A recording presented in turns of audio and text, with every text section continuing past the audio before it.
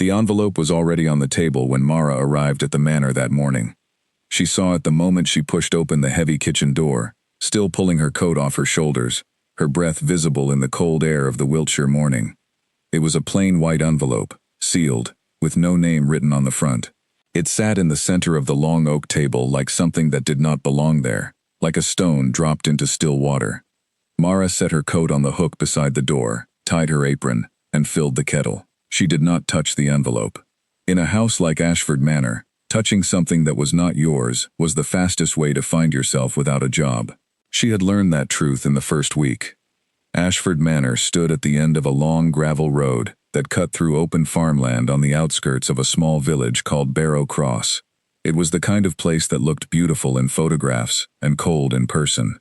The stone walls were thick and dark, the windows tall and narrow, and the gardens, though once magnificent, had grown into something more like wilderness.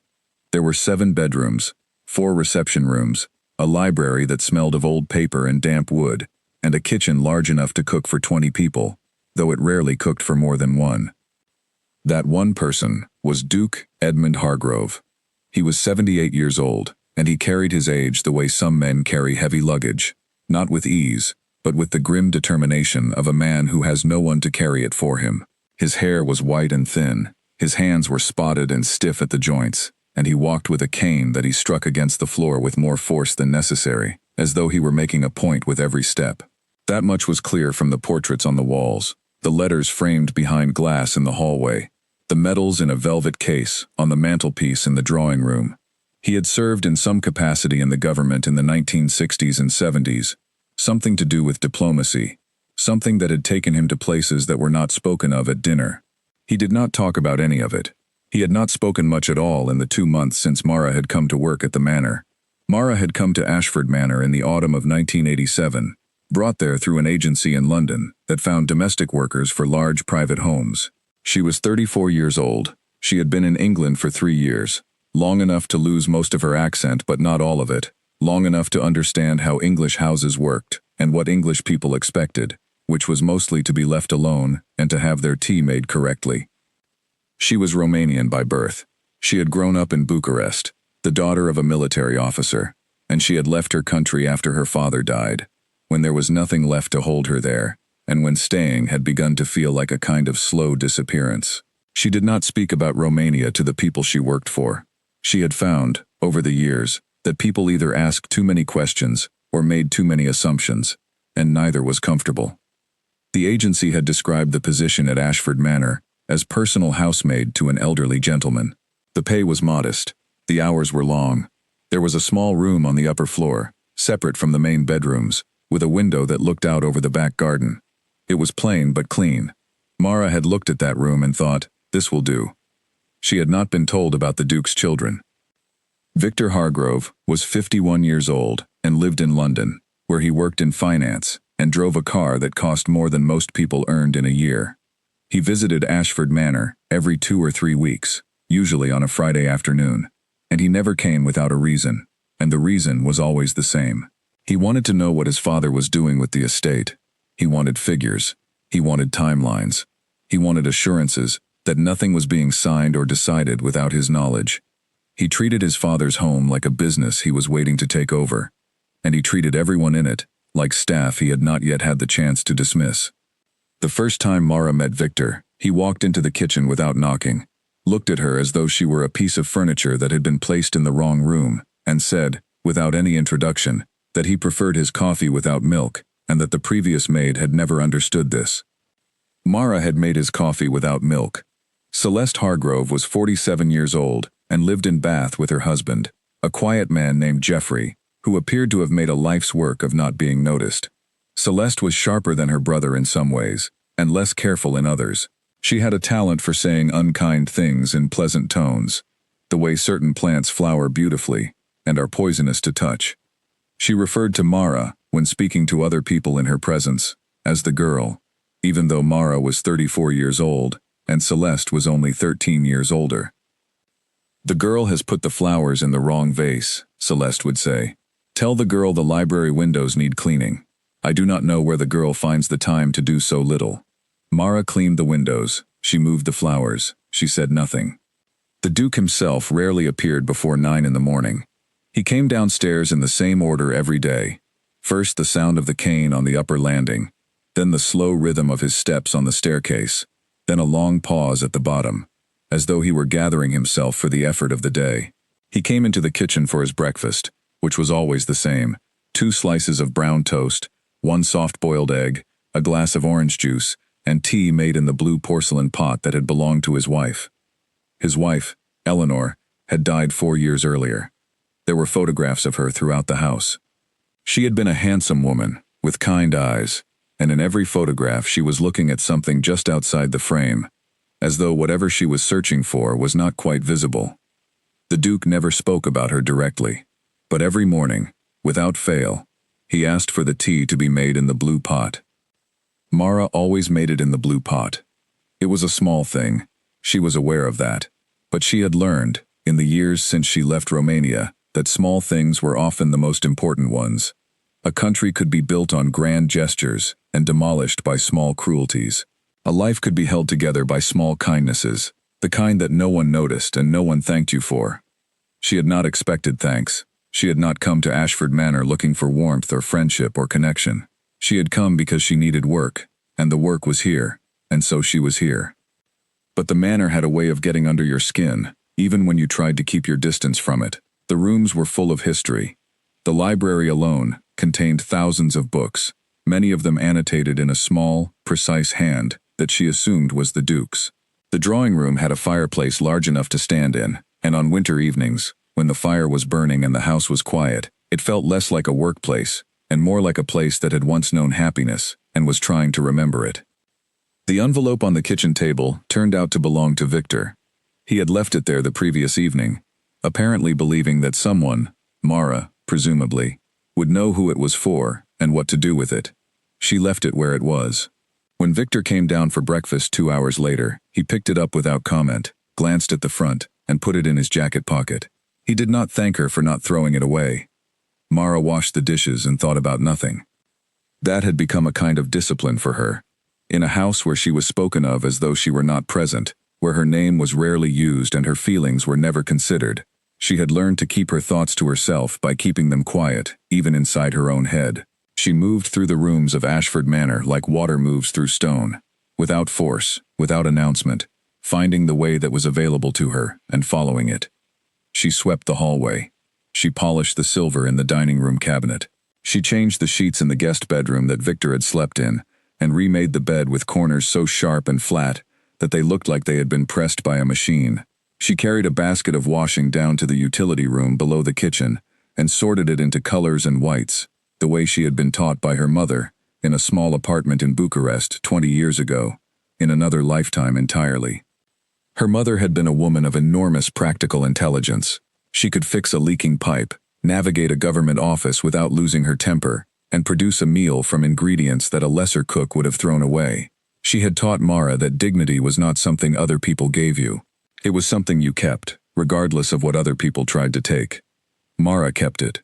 She kept it when Victor asked her, in front of the Duke, whether she had understood his instructions about the coffee, speaking slowly, as though he suspected she might not comprehend. She kept it when Celeste picked up a vase Mara had just cleaned and held it to the window and said, with a small, cold smile, that she could see a fingerprint on the neck of it. Could Mara not see it too?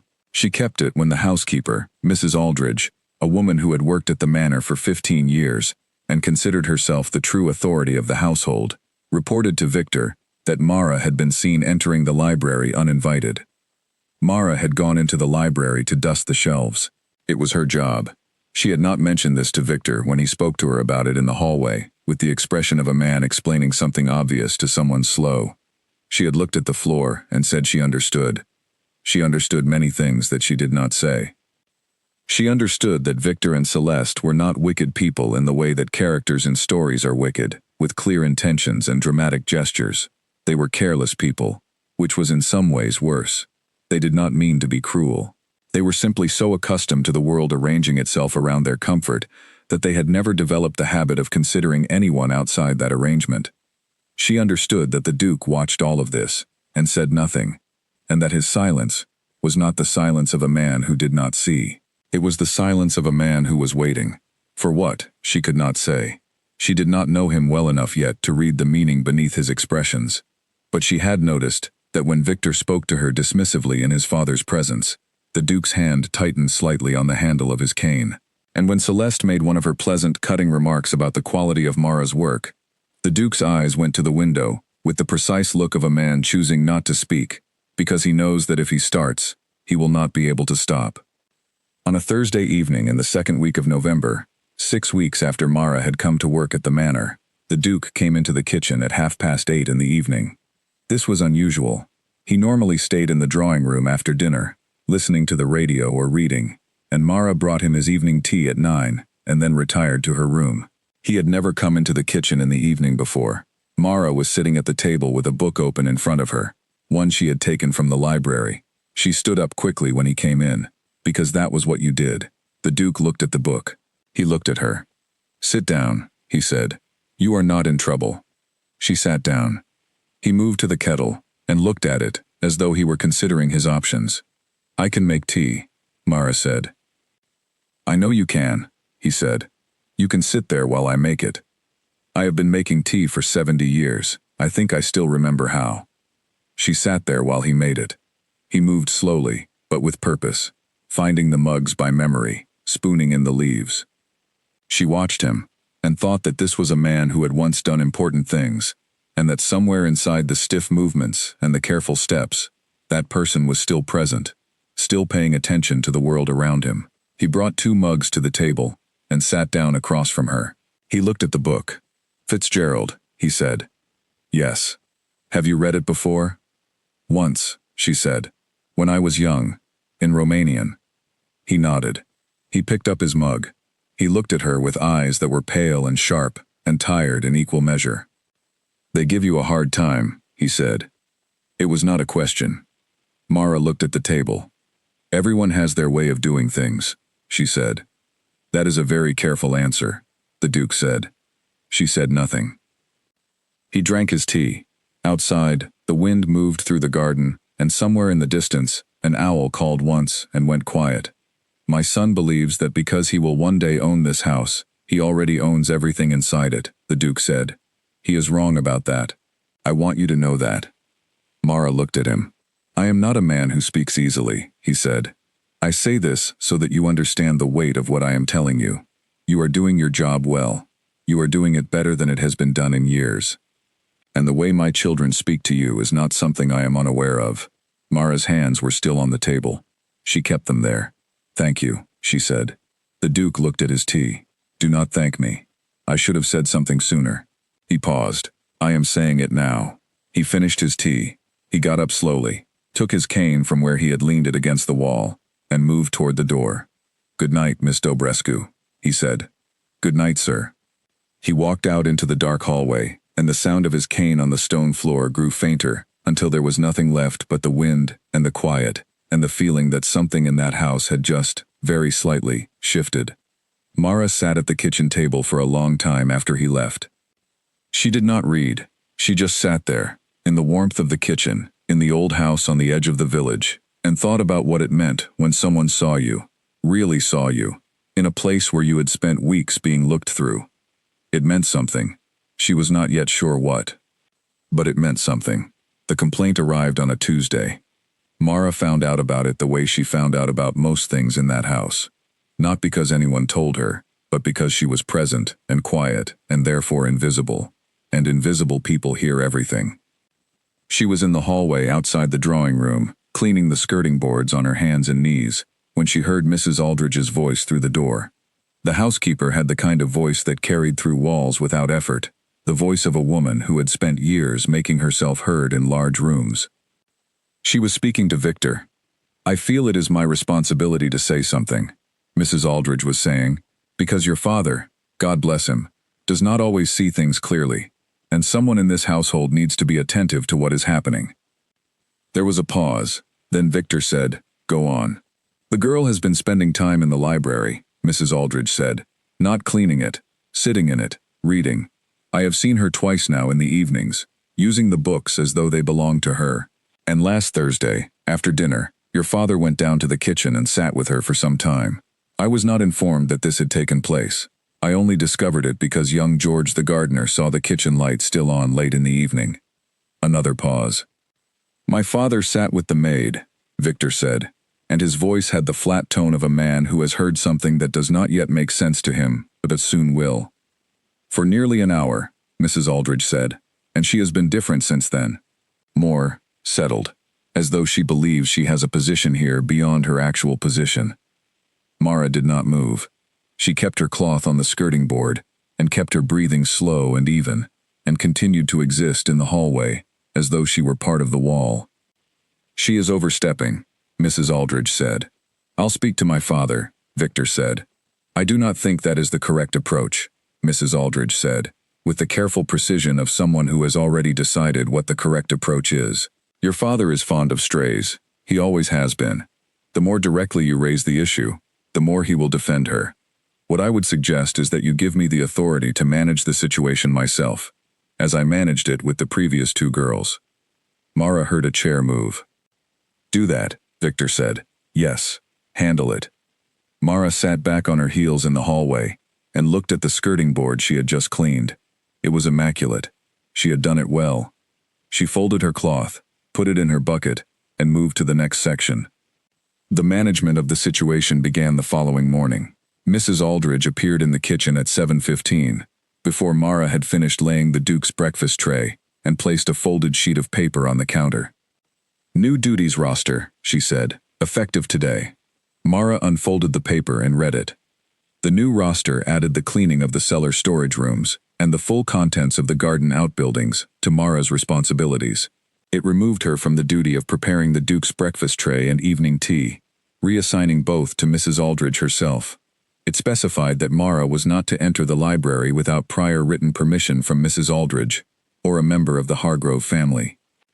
And at the bottom, in Mrs. Aldridge's tight, precise handwriting, it noted that use of the household book collection by domestic staff was not permitted, as these were personal property of the Duke.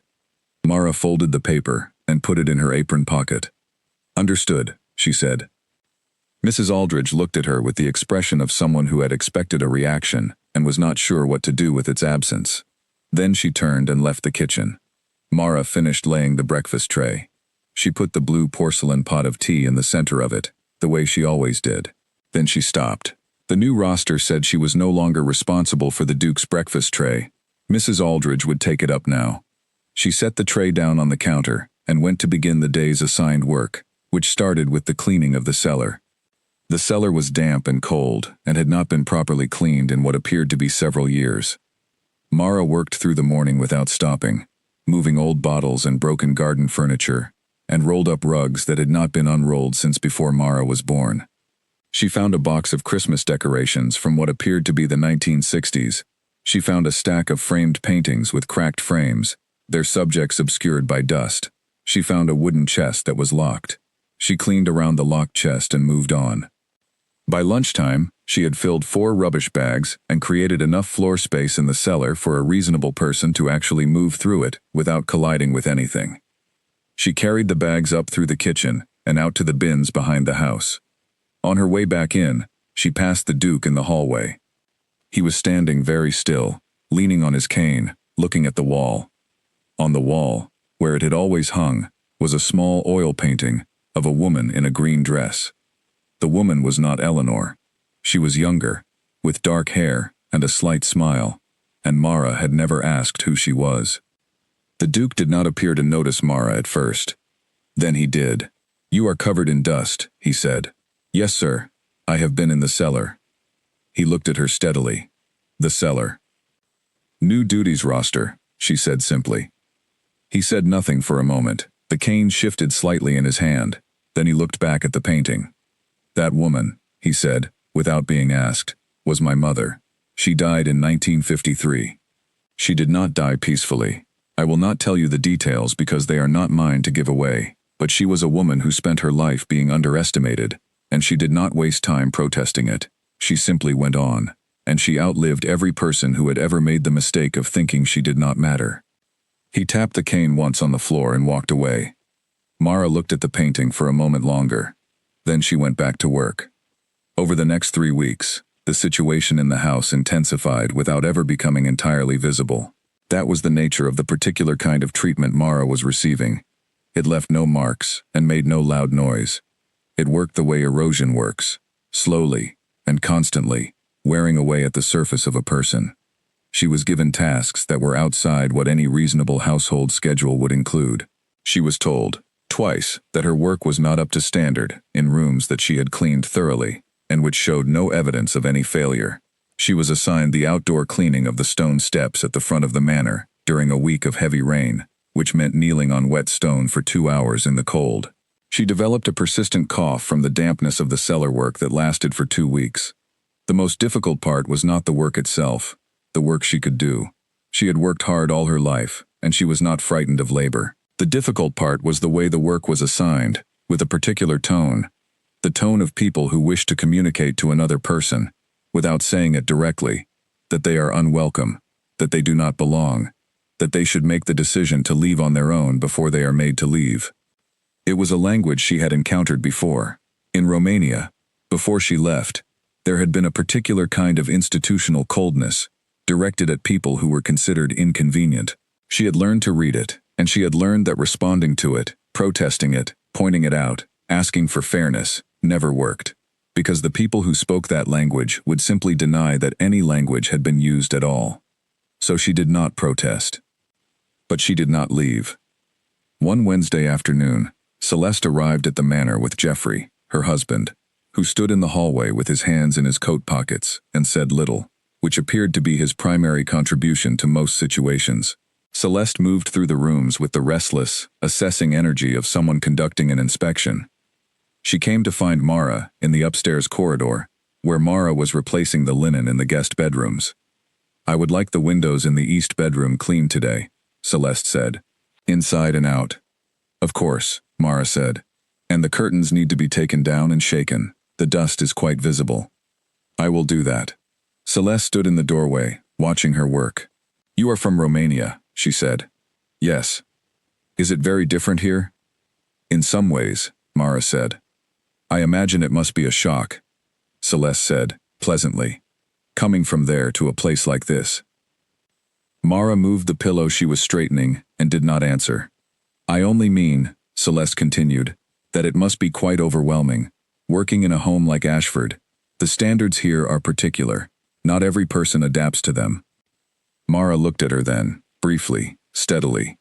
"I find the standards manageable," she said. Celeste's smile did not quite reach her eyes. "Good," she said. "That is what we hope." She left. Mara took down the curtains and shook them out of the east window, sending a cloud of fine dust into the November air, and watched it drift away over the garden, over the bare trees, over the stone wall at the far edge of the property, into the gray sky beyond. She thought about her father. He had been a man of the same discipline she now practiced, an officer in the Romanian military, not by passion but by necessity. It was the path that had been available to him, and he had walked it with integrity, because he believed that you could not control the path, only how you walked it. He had been a tall man, with hands that were square and capable, and a way of looking at a situation that stripped away everything secondary and found the essential thing at the center. He had taught Mara one thing above all others, and she returned to it now, the way you return to a room that always makes sense when the rest of the house has become confusing. He had said, "The people who try to make you feel small are showing you something about themselves. Let them show you, and then carry on." She carried on. In the 3rd week of November, something changed in the Duke. It was not dramatic. It did not announce itself.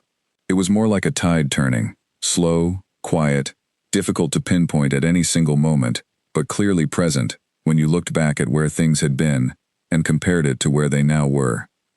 He began to be present more. He came out of his rooms in the mornings, earlier than he had before. He sat in the kitchen while Mara worked there, reading the newspaper at the table, with the radio on low in the background.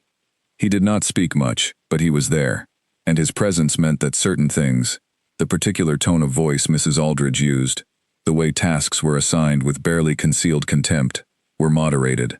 Not stopped, moderated. It was during one of these kitchen mornings that he asked her about the cellar. Aldridge tells me you have reorganized it substantially, he said, without looking up from the newspaper. I cleaned it, Mara said. She was at the sink, washing the morning's dishes. There was a great deal of material that had not been moved in many years. Found anything interesting? She thought of the locked chest. There are a number of old framed paintings, and a box of Christmas decorations that appear to be quite old.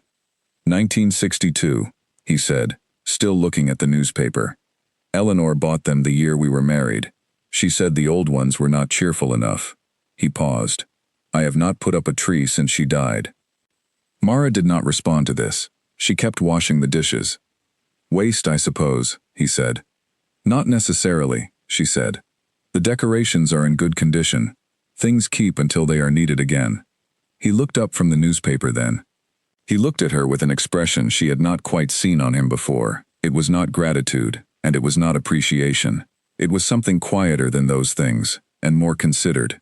It was the look of a man who had just heard something simple said, in a way that turned out to be unexpectedly true. Yes, he said, I suppose they do. He went back to the newspaper. Mara finished the dishes and moved on to the next task. She carried, as she always did, the weight of the previous weeks in the set of her shoulders and the careful economy of her movements. She did not show it. She did not speak of it to anyone, because there was no one to speak to. But she kept it with her, in the way that you keep any real weight, not forgetting it, not pretending it is not there, but carrying it as steadily as you are able, and continuing to move forward regardless. That evening, when the house was quiet and the Duke had retired for the night, and Mrs. Aldridge had gone to her own room on the other side of the house, Mara sat in her small room at the top of the manor, with the window open a crack and a blanket around her shoulders, and wrote a letter. She wrote it in Romanian, which was the only language in which she could write from the deepest part of herself without reaching. She wrote to her father. He had been dead for 8 years. She wrote to him anyway. She had done so since the year he died, in a notebook that she kept in the inner pocket of the bag that never left her room. She told him where she was. She described the house and the man who lived in it and the children who circled it. She told him about the cellar and the curtains and the skirting boards and the way Celeste said her name, as though it were a word in a foreign language she had not chosen to learn. Then she closed the notebook and held it for a moment. And she thought, the way she did on the hardest evenings, about what her father had told her once, when she was 15 years old and had come home from school crying because a teacher had been cruel and unfair, in a way that seemed designed to cause exactly the kind of pain it had caused.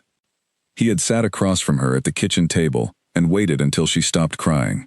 Then he had said, very quietly, that the world would always have people in it who used their small power to make others feel smaller, that this was not something she could change, but that there was a thing she could do, and he told her what it was. He said, outlast them. Not fight them. Not expose them. Not even forgive them necessarily. Just outlast them. Keep going. Keep being exactly who you are. And let time do what time does. Mara closed her eyes in the small room at the top of Ashford Manor. She was here. She was still here. She would keep being here. She set the notebook down on the table beside her bed and turned out the light. Outside, the Wiltshire night was still and cold, and the stars above the bare trees of Ashford Manor were very bright and very far away. December came to Ashford Manor the way it always does in the English countryside. Not with drama, but with a kind of slow, inevitable gray that settled over the fields and the trees and the stone walls like something permanent. The days shortened. The garden went brown and bare. The gravel drive collected puddles that took longer and longer to dry, and in the evenings, the manor creaked in the wind the way old houses do, speaking in the language of wood and stone and age, saying nothing in particular and everything at once. Mara had been at the manor for nearly 3 months. She had, in that time, cleaned every room in the house at least 4 times. She had learned which floorboards creaked and where. She had learned that the boiler made a particular knocking sound at 2 in the morning. That was not a malfunction, but simply what it did, and that panicking about it on her first night had been unnecessary. She had learned that the Duke took his Saturday breakfast slightly later than his weekday breakfast, and that he liked the radio off on Sundays, and that when he had a headache, which happened perhaps once a fortnight, He held the bridge of his nose with his thumb and index finger for a moment before he spoke, which was the only sign he ever gave that anything was wrong. She had learned Mrs. Aldridge's schedule well enough to move through the house on the days when friction between them was most likely to occur. She could not avoid the woman entirely, but she could reduce the number of encounters that would require Mara to stand still and receive some form of instruction or criticism without reacting. She had learned that Jeffrey, Celeste's husband, was the sort of person who noticed more than he said. Twice she had caught him watching her in a way that was not unkind. He had once, quietly, when Celeste and Victor were in another room, picked up the dust bucket she had left at the top of the stairs and carried it down for her without being asked. She had thanked him. He had said, very quietly, "I know this is not easy." That was all. He had walked away and never mentioned it again. It was the most direct acknowledgement anyone in that house had given her, besides the Duke. The bond between Mara and the Duke had continued to grow in the way that the truest connections between people grow, slowly, without announcement, through the accumulation of small, ordinary moments that would each have seemed unremarkable on their own. It had begun, really, with that first evening in the kitchen, with the 2 mugs of tea and the observation about his son. After that, there had been a gradual easing in the atmosphere of the house, at least in the spaces where the 2 of them occupied at the same time. The kitchen mornings continued. The Duke read his newspaper, Mara worked, and occasionally one of them said something, and the other responded. He asked her once about Romania, not in the probing, curious way that strangers asked, looking for exotic details or evidence of hardship they could be sympathetic about. He asked her the way someone asks who already understands that a country is not a set of facts, but a set of feelings, and that the feelings are private until offered. "What do you miss about it?" he said. She thought about this carefully, because it deserved a careful answer. "The particular smell of spring," she said at last. "Lime trees. We had lime trees in the street outside our building. In May they blossomed, and the whole street smelled of them. I have not found anything like it here." He nodded. "No," he said. "We do not have lime trees in Wiltshire." He paused. "I was in Bucharest once." She stopped what she was doing and looked at him. "Long ago," he said. 1971. I was there for 6 days. I do not remember the lime trees, but I remember the architecture. There was a great deal of beauty in the city, underneath the other things." "Yes," she said, "there was." He looked at his newspaper without reading it. "And now?" he said. "Is it still there?" "Some of it," she said. "Less than there should be." He nodded again, with the nod of a man who knows something about the things that history removes from the world and cannot be put back. After that, the subject did not come up again, but something had been placed between them, something that did not need to be named or repeated. The fact of Bucharest, the year 1971, the smell of lime trees, and the knowledge that some beauty survives what is done around it. In the second week of December, Victor came for a weekend visit and brought a woman with him whom Mara had not met before. Her name was Harriet. She was perhaps 45, well-dressed, with the particular confidence of a person who has always had money and cannot quite imagine a world in which they would not. She was not unkind, which surprised Mara a little. She was simply used to a world in which certain people were servants and certain people were not, and she navigated that world with the breezy efficiency of someone who has never had to think about which category she occupied. On Saturday evening, the Duke had dinner with Victor and Harriet and Celeste, who had also come for the weekend without Jeffrey, who was visiting his parents. Mara served the dinner. This was not her usual duty, but Mrs. Aldridge had requested it, and Mara understood that the request had been made so that Mara would be present in the room, in the capacity of someone carrying plates, where she would be visible to the family in their most natural state. She served the soup, she cleared the soup, she brought the main course, she poured the water. The conversation moved around her as though she were furniture. Victor was explaining, at length, a financial restructuring he was considering for the estate management. The numbers were large and the language was dense, and the clear intention was to demonstrate to his father that he had not only the interest, but the competence, to take over the management of the estate. The Duke ate his food and listened. His face was still. "The thing is," Victor said, "that the current structure is not tax efficient. There are instruments available to us that would significantly reduce the estate's exposure, but they require transferring management authority now, while you are still alive and able to do it. so that there is no question of the arrangement later. You want me to transfer authority, the Duke said. I want us to be sensible, Victor said. It is not about wanting anything, it is about being prepared. For my death, the Duke said. Victor looked at Harriet. Harriet looked at her wineglass. For the future, Victor said. For the continuation of the estate.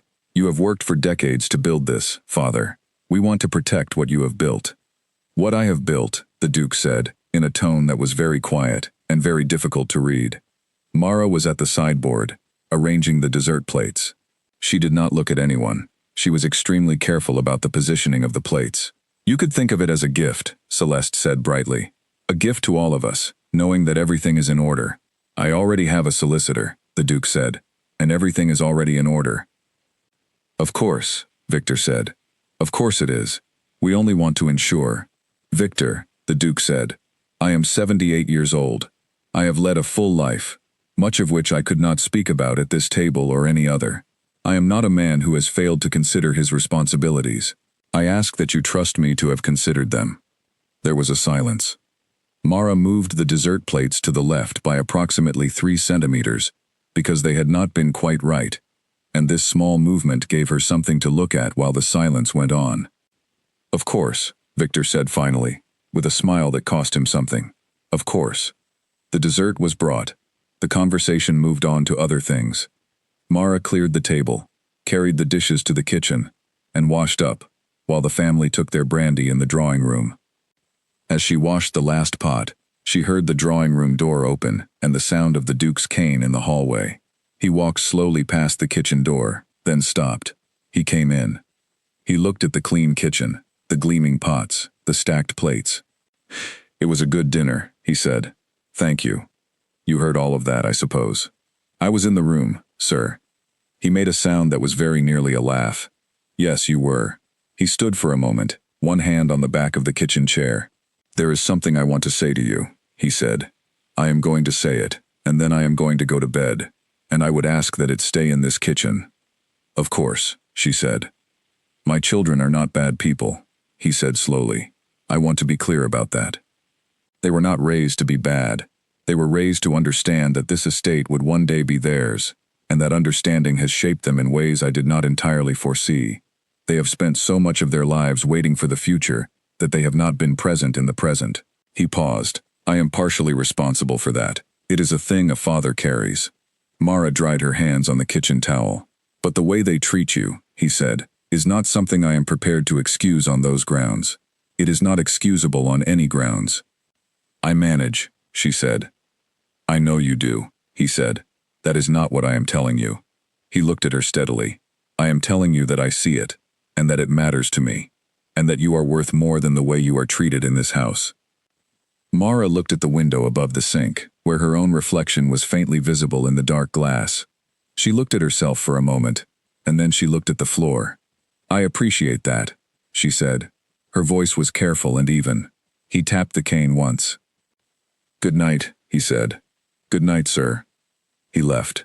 Mara stood in the kitchen for a long time, looking at the row of clean pots hanging on their hooks, at the tidy counter, at the blue porcelain pot resting in its place on the shelf. She thought about what he had said, and she thought about what it cost a man like that to say it. A man who did not speak easily.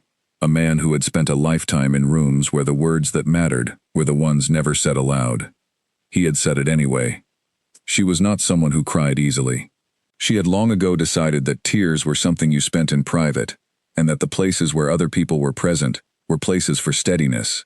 But standing alone in that kitchen, in the cold stone house in the dark Wiltshire countryside, she felt something ease in her chest that had been tight for weeks. Not joy exactly, not relief.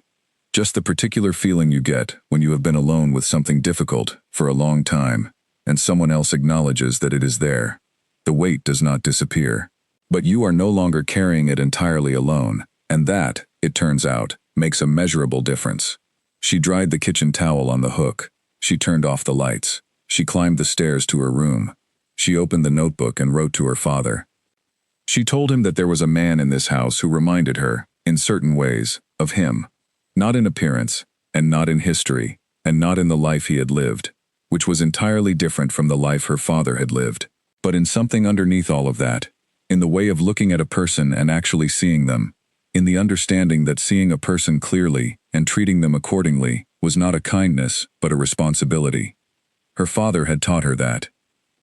This man appeared to have arrived at the same conclusion by his own route. She closed the notebook. She put it in its pocket inside her bag. She looked at the window of her small room, at the darkness outside, at the stars she could just make out above the tree line. She thought, I will stay. She had not been certain of that in the previous weeks. The work of each day had been fine, but the accumulation of small degradations had worn at her, the way stone wears at the edge of a river, slowly and without mercy.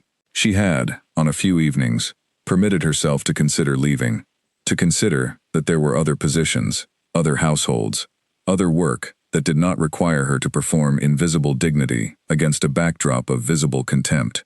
But she had not left. And standing in her room at the top of Ashford Manor, on a cold December night in 1987, she made a quiet decision. She was going to stay. Not because she had no choice, not because the job was irreplaceable, but because leaving would mean that all of it had worked. The extra work, the cold tones, the fingerprint on the vase, the early mornings on wet stone, all of it designed to make her feel that this place was not somewhere she belonged. She belonged wherever she chose to be. Her father had told her that too. She belonged wherever she chose to be, and she had chosen this, and she was going to continue to choose it every morning until she had a different reason to leave. She lay down on her narrow bed and pulled the blanket over her. Outside, Ashford Manor breathed in the dark, its old stones holding the cold and the quiet, and somewhere below her, in the drawing room, the family who thought they owned all of it, sat with their brandy and their plans and their quiet arguments about the future. They had not noticed, any of them, that something had been building in that house since the autumn, a kind of understanding, growing between an old man and a young woman, rooted in the ordinary soil of tea made at the right temperature, and a book read by lamplight, and a cane tapped once on a cold stone floor. They had not noticed it, but it was there, and it was, though none of them knew it yet, the thing that would change everything. It was January, when Mara became ill. Not seriously, not dangerously, but enough. A fever that came on fast, the way winter fevers do, with no warning and no gentle introduction. Just a night that she woke from at 2 a.m. feeling as though the room had tilted. She lay still in her narrow bed and breathed carefully and told herself it would pass by morning. It did not pass by morning. By 7 she had managed to dress, but she could not manage the stairs without steadying herself on the wall, and she stood at the top of the staircase for a long moment, one hand on the banister, the world performing a slow revolution around her that she had not asked for and did not appreciate. Mrs. Aldridge found her there. The housekeeper looked at Mara with an expression that moved through several stages very quickly. Something that might briefly have been concern, replaced rapidly by assessment, replaced by the settled practical question of what this was going to cost the household schedule. "You are unwell," she said. "I will be fine," Mara said. "I can manage." "You cannot manage the stairs." "I was simply resting for a moment." Mrs. Aldridge pressed her lips together. Then she made a decision that appeared to cost her nothing. "Go back to your room," she said. "I will inform the Duke." "That is not necessary." "Go back to your room," Mrs. Aldridge said again, in the tone of a woman who had made up her mind and would not be contradicted by a girl who could not stand upright. Mara went back to her room. She lay on the bed and felt the fever move through her in waves, and thought, with the particular clarity that illness sometimes brings, about how strange it was to be in this bed, in this room, in this country, in this life. She thought about the apartment in Bucharest where she had grown up, where the walls had been thin enough to hear the neighbor's radio, where her mother had cooked on a 2-burner stove that required a firm hand to persuade the left ring to light. She thought about the hospital in Bucharest where her father had been taken once, when she was 12, and had stayed for 3 weeks, and where she had sat in a corridor on a wooden bench every visiting day, holding a paper bag of the particular biscuits he liked. She fell asleep thinking about the biscuits. She woke to find the Duke in her room. This was unexpected. She registered the facts slowly, swimming up through the fever fog, and for a moment, was not certain whether she was awake or dreaming him there. He stood near the door of the small room, fully dressed, with his cane, looking at the room with the expression of a man cataloging what he sees. The room was small. It held a single bed, a wooden chair, a chest of drawers with a mirror above it, and the bag on the floor by the wall, the one bag Mara had brought with her from London, which was the one bag she had brought from Romania before that. On the chest of drawers were three things: the lamp, the glass of water she had brought up with her, and the notebook. The Duke looked at the notebook. Not for long, not pointedly, but he looked at it. "I have sent for Dr. Garrow," he said. "He will be here within the hour." "You did not need to do that," Mara said. Her voice came out rougher than she intended. "I decided otherwise," the Duke said. "Are you warm enough?" "Yes. Aldridge will bring you tea. And some food, if you can manage it." He stood for another moment. "Is there anything you need? Anything from home? Someone who should be told?" The question landed in the room with unexpected weight. "Someone who should be told. No," she said. "There is no one."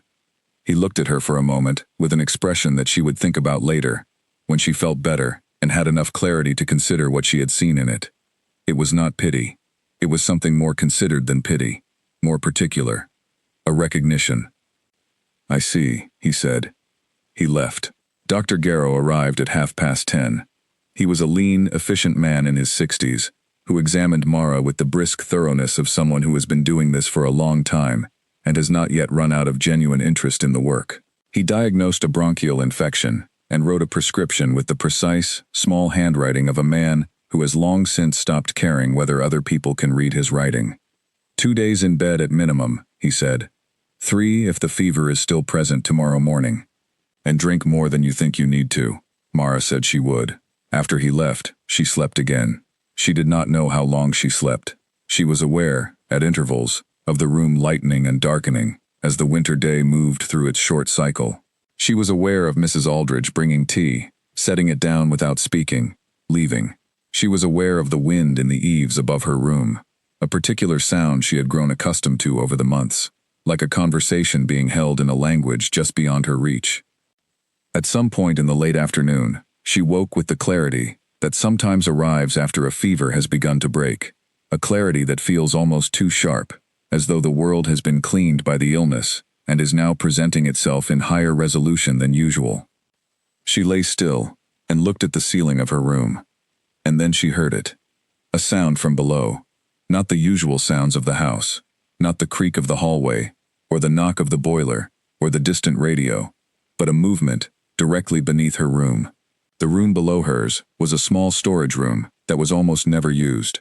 She heard the sound of a drawer being opened. She lay still and listened. The drawer closed. Another sound, something being moved. Paper, perhaps. The particular sound of things being shifted, examined, replaced or not replaced. She told herself it was Mrs. Aldridge.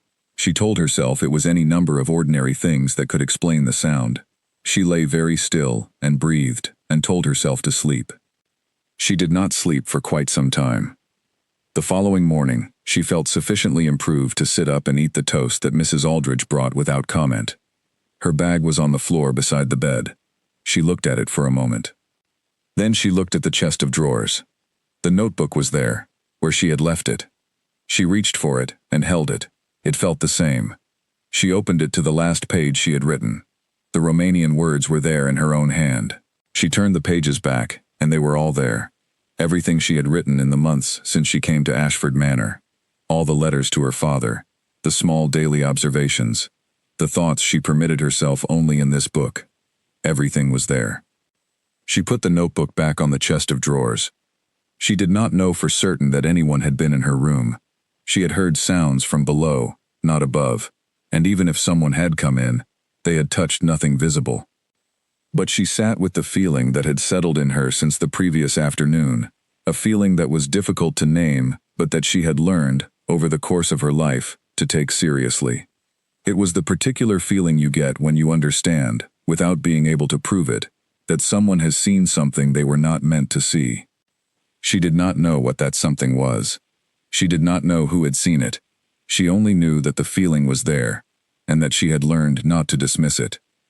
The Duke came to see her again in the evening. when she had been up for several hours and was sitting in the chair by the window with the blanket around her shoulders. He knocked first, which she had not expected. He stood in the doorway and looked at her, and his expression was different from what it had been the previous morning. The look of recognition was gone. In its place was something more studied, more controlled, the expression of a man who is carefully deciding how much of what he knows he is ready to acknowledge. "You are better," he said. "Much better. Thank you for the doctor." "Of course." He stood for another moment. His eyes moved to the bag against the wall. "When you are well enough," he said, "I would like to speak with you. Not tonight. When you are steady." "I am fairly steady now," she said. "I would prefer when you are completely well," he said. "What I have to say is not urgent, but it is important." He looked at her once more, and this time she looked back directly, and what she saw in his face was something she had not expected to find there. He knew something. She did not know how. She did not know what, exactly. But the Duke of Ashford was looking at her with the particular expression of a man who has recently been handed a piece of a puzzle that he has been missing for a very long time, and who is not yet sure what the completed picture will show, and who is taking very great care not to disturb the remaining pieces before he is ready. "Get well," he said. "I will," she said. He left. Mara sat by the window for a long time after. The winter light was fading over the fields, the bare trees dark against the pale sky, the stone walls running in long lines across the landscape, like old sentences, in a language the land had been speaking for centuries. Her bag sat against the wall. Inside her bag, in the inner pocket that closed with a small press button and that she had never shown to any other person in this country, were 3 things that she had carried from Romania when she left. The first was a folded letter, handwritten, in a language that was not English and not Romanian, but the language of a man who had learned it late in life because he needed it for his work. The second was a small photograph, black and white, slightly blurred, showing 2 people standing in what appeared to be a doorway. The third was a folded piece of paper that was a hospital record, dated 1979, from a facility she had never seen, but whose name she had known all her life. These things were where they always were. The button of the inner pocket was fastened. Mara looked at the window. She looked at the sky. She thought, someone has been in this room. And she thought, what did they find? And she thought, what will happen now? She did not know the answers to any of these questions. She sat with them in the fading light, wrapped in the blanket, in the small room at the top of the old house, and she let the questions sit with her, because she had long since learned that there are questions you cannot push away, and that the only useful thing to do with them is to be patient. She was very patient. She had been patient her whole life. And patience, her father had told her once, is not weakness wearing a quiet face. It is the particular kind of strength that knows how to wait until the right moment arrives. She looked at the window. She waited. 3 days after she recovered, the Duke summoned her. Not through Mrs. Aldridge. Not through a note left on the kitchen counter. He came himself, in the morning, when Mara was in the hallway replacing the dried flowers in the Chinese vase near the front door. He came and stood at the end of the hallway and said simply, "Would you come to the library?" It was the first time he had invited her into the library. She followed him. The library was a long, narrow room at the back of the house, with windows that looked out over the walled garden, and floor-to-ceiling shelves of books on 3 sides. There were 2 leather armchairs near the fireplace, which was burning, and a desk at the far end. The Duke went to the desk. He stood behind it. On the desk was a photograph. It was a small photograph, black and white, printed on old photographic paper that had begun to develop the particular warmth of true age. It showed 2 men standing in what appeared to be a corridor, or a narrow street. Both were in dark coats. Both were looking at the camera with the expression of men who have recently been through something difficult and are not entirely sure whether the difficulty is over. The Duke picked up the photograph and held it out to her. Mara took it.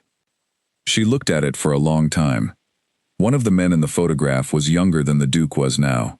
Significantly younger. Perhaps 40, perhaps 45, with the particular bearing of a man who has spent time in offices of importance. She could see, in the younger face, the bones that had become the older man's bones, the same jaw, the same quality of attention in the eyes. The other man in the photograph she had known since before she could read. She had known him in the full, complicated, loving way that daughters know their fathers. Every expression, every gesture, the way he held his shoulders when he was proud, the way he looked at the ground when something had gone wrong that he did not want to speak about. She had known him living, and she had known him dying, and she had known him gone for 8 years, and she knew him now, in this photograph, standing in a corridor in Bucharest in 1971. Her hands were perfectly still. She looked up at the Duke. He was watching her with an expression that was unlike anything she had seen on him before. All the control, all the careful management of expression that he had maintained since the first morning she came to Ashford Manor had been set aside. He was looking at her with an openness that she understood must have cost him enormously, because it was not his natural state, and because it meant that he had allowed himself to be fully present in something that was very important to him, and also, it appeared, very difficult. That was taken in Bucharest, he said, in the January of 1971. He paused. The man on the left is me. I was 42. I was in Bucharest, as part of a small British delegation. I cannot tell you the purpose of the delegation, even now, but I can tell you what happened on the last night of that visit. He moved around the desk and sat in the armchair closest to the fire. He gestured to the other chair. Mara sat down. She was still holding the photograph. We were moving between 2 meeting points late at night, the Duke said. 4 of us. We had good reason to believe we were not being monitored. We were wrong about that. There were men waiting for us at the second location, not friendly men, men who had been told, by someone we trusted, exactly where we would be, and when. He looked at the fire. The man on the right of that photograph, he said, was our contact in Bucharest. A Romanian officer who had been providing us with information at great personal risk. His name was Aldrich Dobrescu. He was 37 years old. He had a wife, whom I never met, and a daughter, whom I also never met. Mara looked at the photograph in her hands. She looked at her father at 37. He was looking at the camera with a calm expression, the expression of a man who is not afraid, and she knew from everything he had ever told her, and everything she had ever observed, that this was not bravado, but something else. The particular calm of a person who has decided what they are willing to do, and made their peace with the decision. When they came for us, the Duke said, Aldrich understood what was happening before any of us did. He moved in a way I am not able to describe without sounding like I am exaggerating, and I am not a man who exaggerates. He placed himself between the men and the 3 of us, who were of most interest to them. He spoke to them. I do not know what he said because my Romanian was not sufficient, and he was speaking quickly. But whatever he said, delayed things long enough for 2 of our party to reach the secondary exit. I was one of them. The 3rd man did not make it out. He was quiet for a moment. Aldrich did not come with us, he said. He stayed. I tried to get him to come. He refused. He said something to me in English, because by that point there was no time, and he wanted me to understand. He said, I have a daughter at home. Go and live well. Outside, the walled garden was bare and still. The fire clicked and shifted. I went, the Duke said. I lived well. Or I lived, at any rate, which I would not have done that night in Bucharest without him. He looked at Mara. I spent 14 years trying to find him, he said, through channels that I will not describe, and through people who had been in that world and who understood what I was looking for. I found out, in 1985, that he had been detained shortly after that night, and that he died in custody in 1979. He paused. I was not able to find any record of the daughter. Mara looked at the photograph. I was in London when I saw the reference, he continued, from the agency. A Romanian woman, experienced housekeeper. The surname, Dobrescu, is not a common name. It is not a name I have been able to forget in 16 years. I requested you specifically. The fire moved.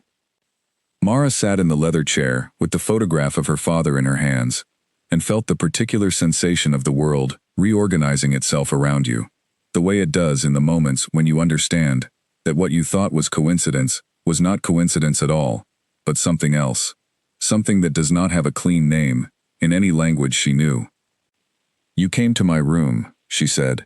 It was not an accusation. It was a statement of fact, offered quietly and directly. The Duke did not look away from her. I came to look for your papers, he said, when you were ill, and Mrs. Aldridge told me your name. Dobrescu. I needed to see it written, to be certain. You found the photograph, she said. I found the letter, he said, and the photograph, and the hospital record. He stopped. I did not read the letter. I am not able to read Romanian. Mara looked at him. I put everything back exactly as I found it, he said. I want you to know that. She held the photograph.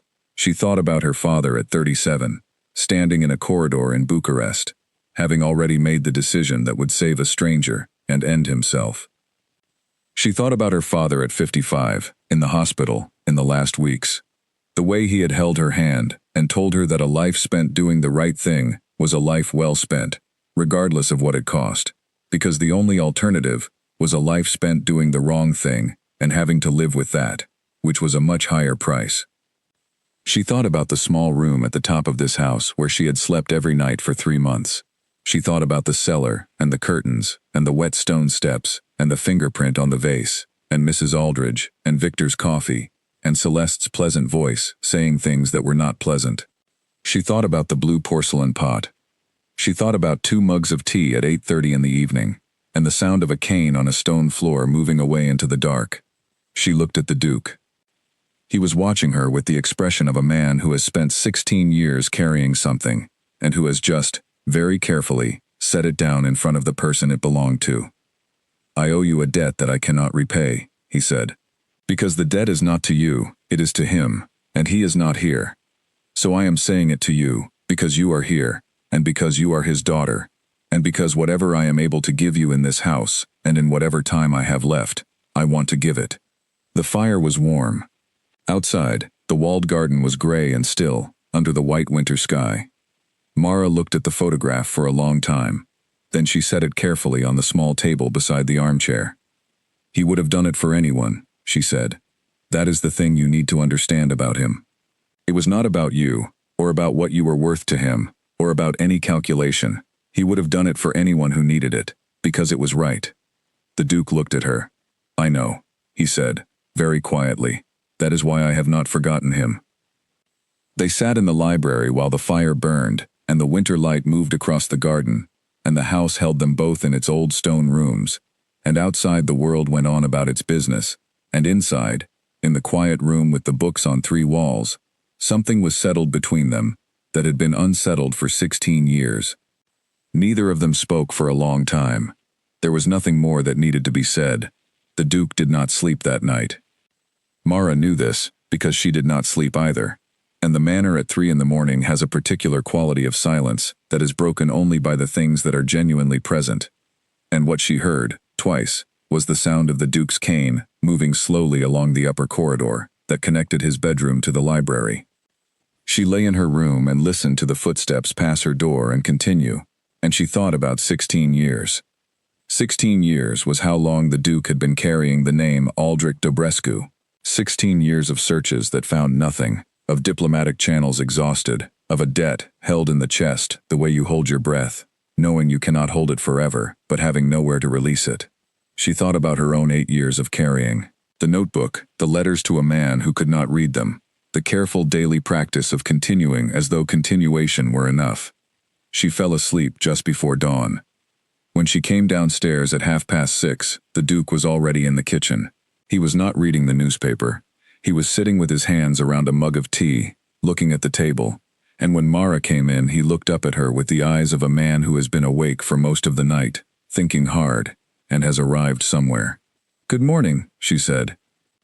"Good morning." He watched her begin the morning routine. "I want to tell you something," he said, "about what happened after." She turned to look at him. "After that night in Bucharest," he said, "after I came home. I want you to know what I did, because I think you have a right to know." She came and sat across from him at the table. He told her.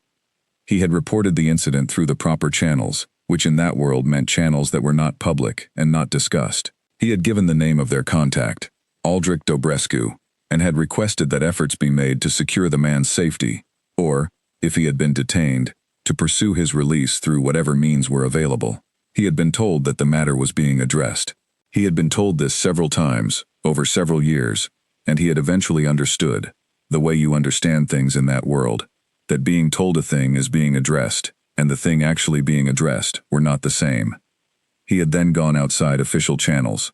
This was not without risk, and he had accepted the risk because the alternative was to do nothing, and he was not constituted for doing nothing when he had the capacity to act.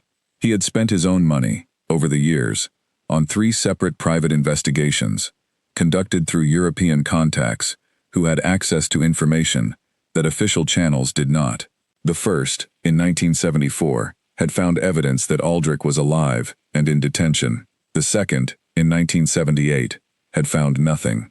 The third, in 1985, had produced a single document, the hospital record that Mara now carried in the inner pocket of her bag.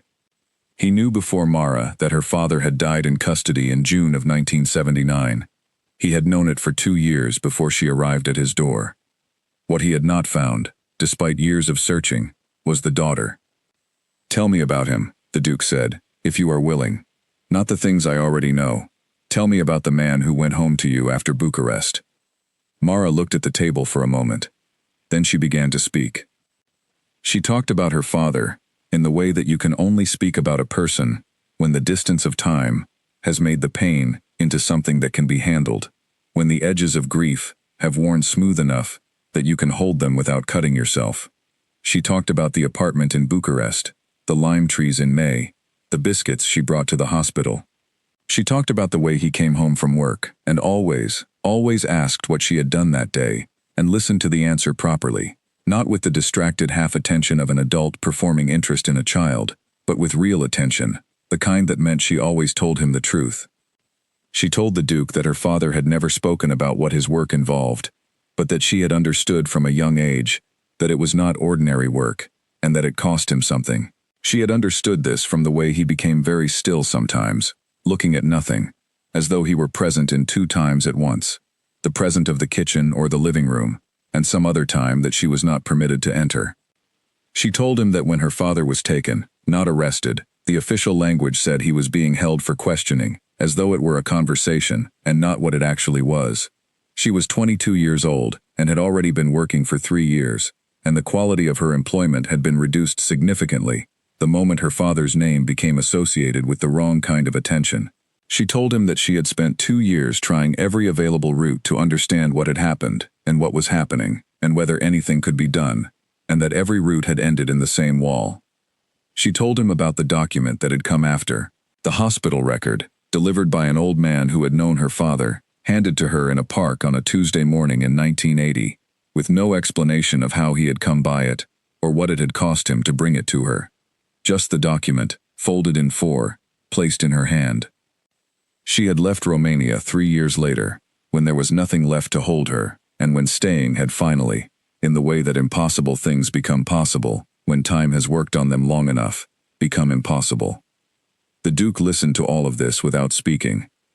When she finished, he sat for a moment with his hands around his mug, looking at the table. "I am sorry," he said. "You did what you could," she said. "It was not enough." "No," she said. "It was not. But it was not nothing either, and most people in your position would have done nothing." He looked at her. "I did not ask for your reassurance," he said. "I am sorry. That is all I am saying. Some things do not have a balance sheet that can be made to come out right. I am sorry." Mara looked at her tea. "So am I," she said. They sat in the kitchen in the winter morning, 2 people who had each been, for different reasons and in different ways, carrying the same man between them for years, without knowing they were doing it. The days that followed were different. Not dramatically, not visibly, to anyone watching, but between Mara and the Duke, something had settled that changed the texture of everything. They spoke more freely. Not always about important things, often about nothing, about the news from the radio, or the state of the garden, or the particular book he was reading. But the speaking itself was different. It was the speaking of 2 people who have shared something true and no longer need to move carefully around each other. The Duke began to tell her things about the house. He showed her, one afternoon, the small portrait gallery at the end of the East Corridor, a series of paintings of Hargrove men going back to the early 1800s, each one looking out of his frame with the same pale eyes and the same quality of having held something in for a long time. He told her which ones he admired, and which ones he did not. He told her which one had made a fortune, and which had lost it, and which had rebuilt it.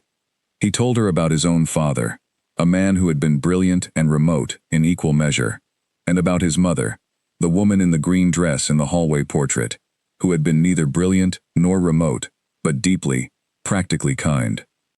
He showed her the writing desk in the library, which had belonged to his grandfather, and opened the small hidden drawer in the right side of it that you would never find unless you knew where to press. Inside the drawer was nothing. Now, he had removed whatever had been there years ago, but the mechanism still worked, springing open with a satisfying click when he pressed the right spot. Every man needs somewhere to keep things he is not ready to share, he said. Yes, Mara said. He looked at her sideways. You have somewhere like that, he said. Yes, she said. He closed the drawer. Good, he said, and moved on. She understood that the question was not a request.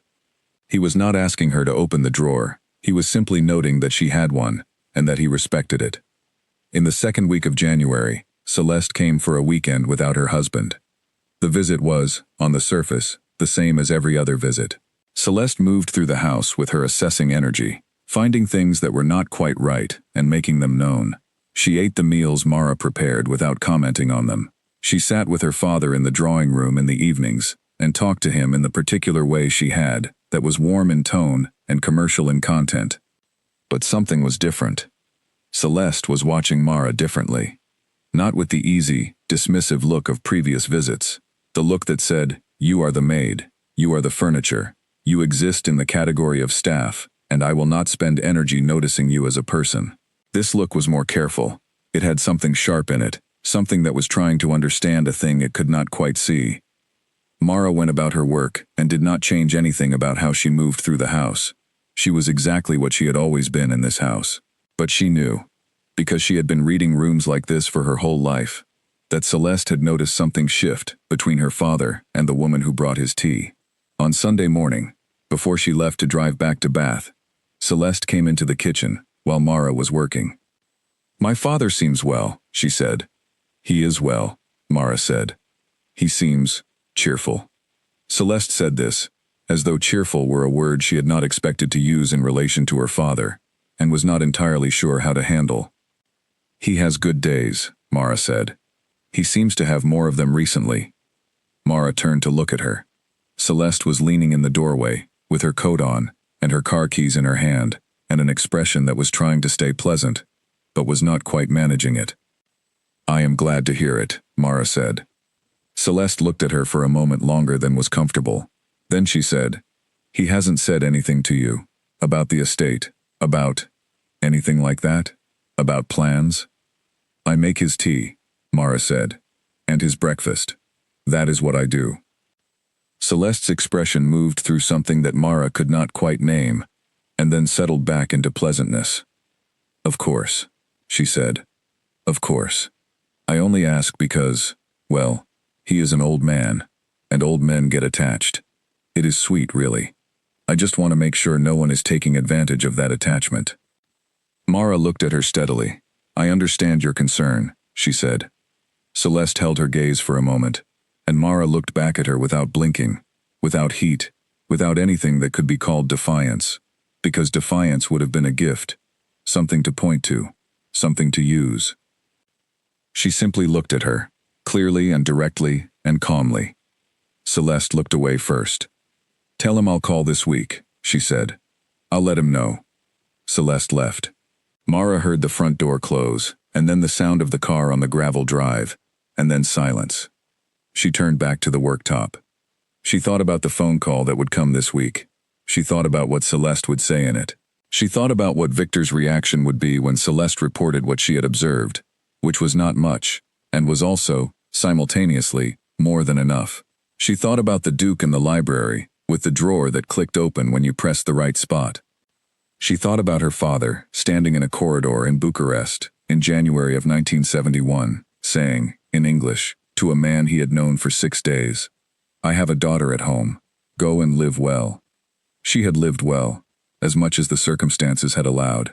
She had worked, and she had kept herself whole, and she had carried what needed to be carried.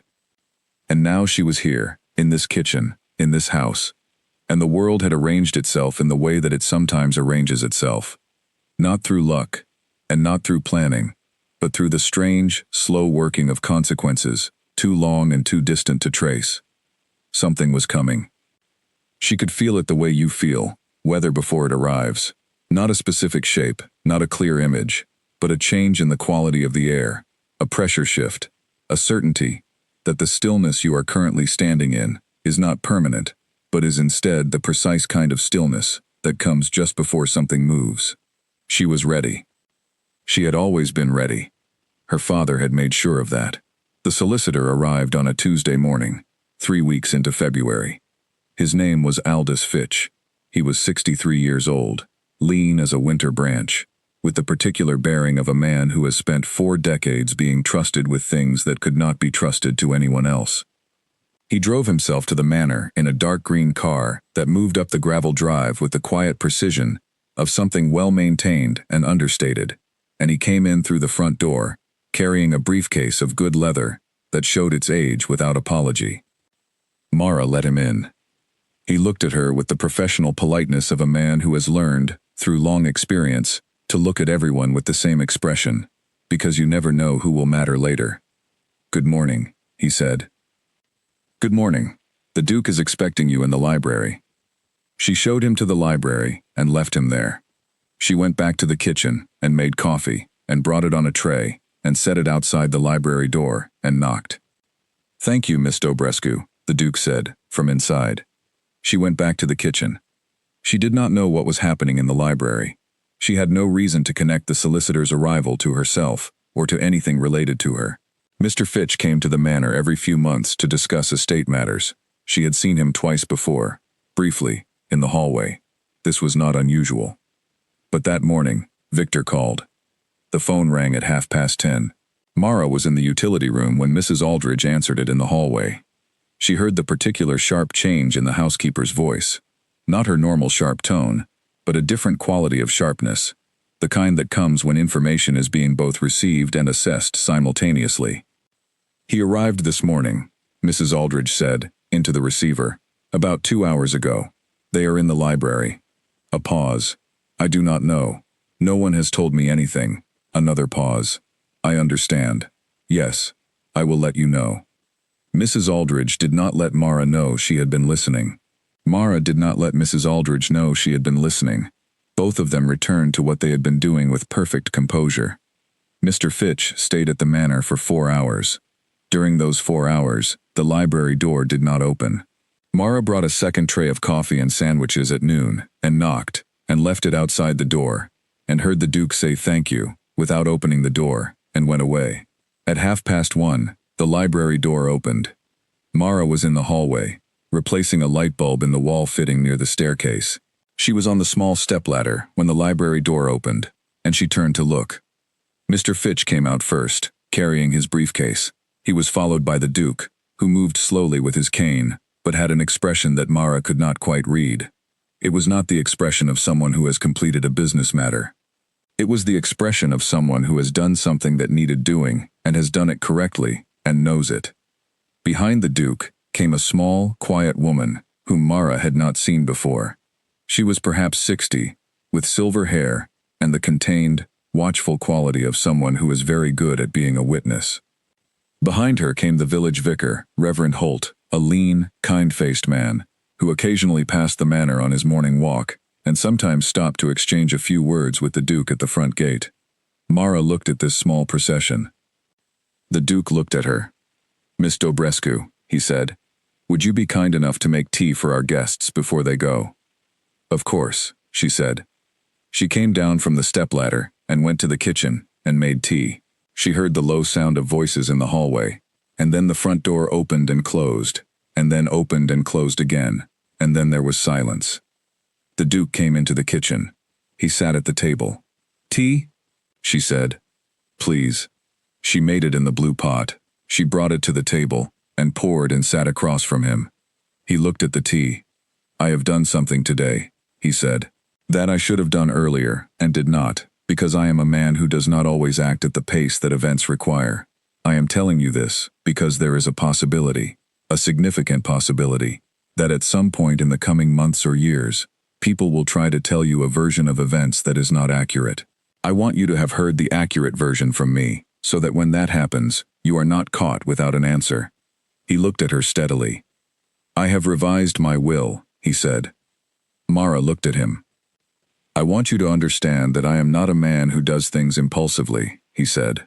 What I have done today has been considered over a period of several weeks, and it has been done through proper legal means, and it is witnessed and signed and as solid as anything I have ever put my name to. I am telling you this because I think you have the right to know, and because I believe you are capable of hearing it without it changing how you conduct yourself, which is something I am not certain I could say about any other person in my immediate circle.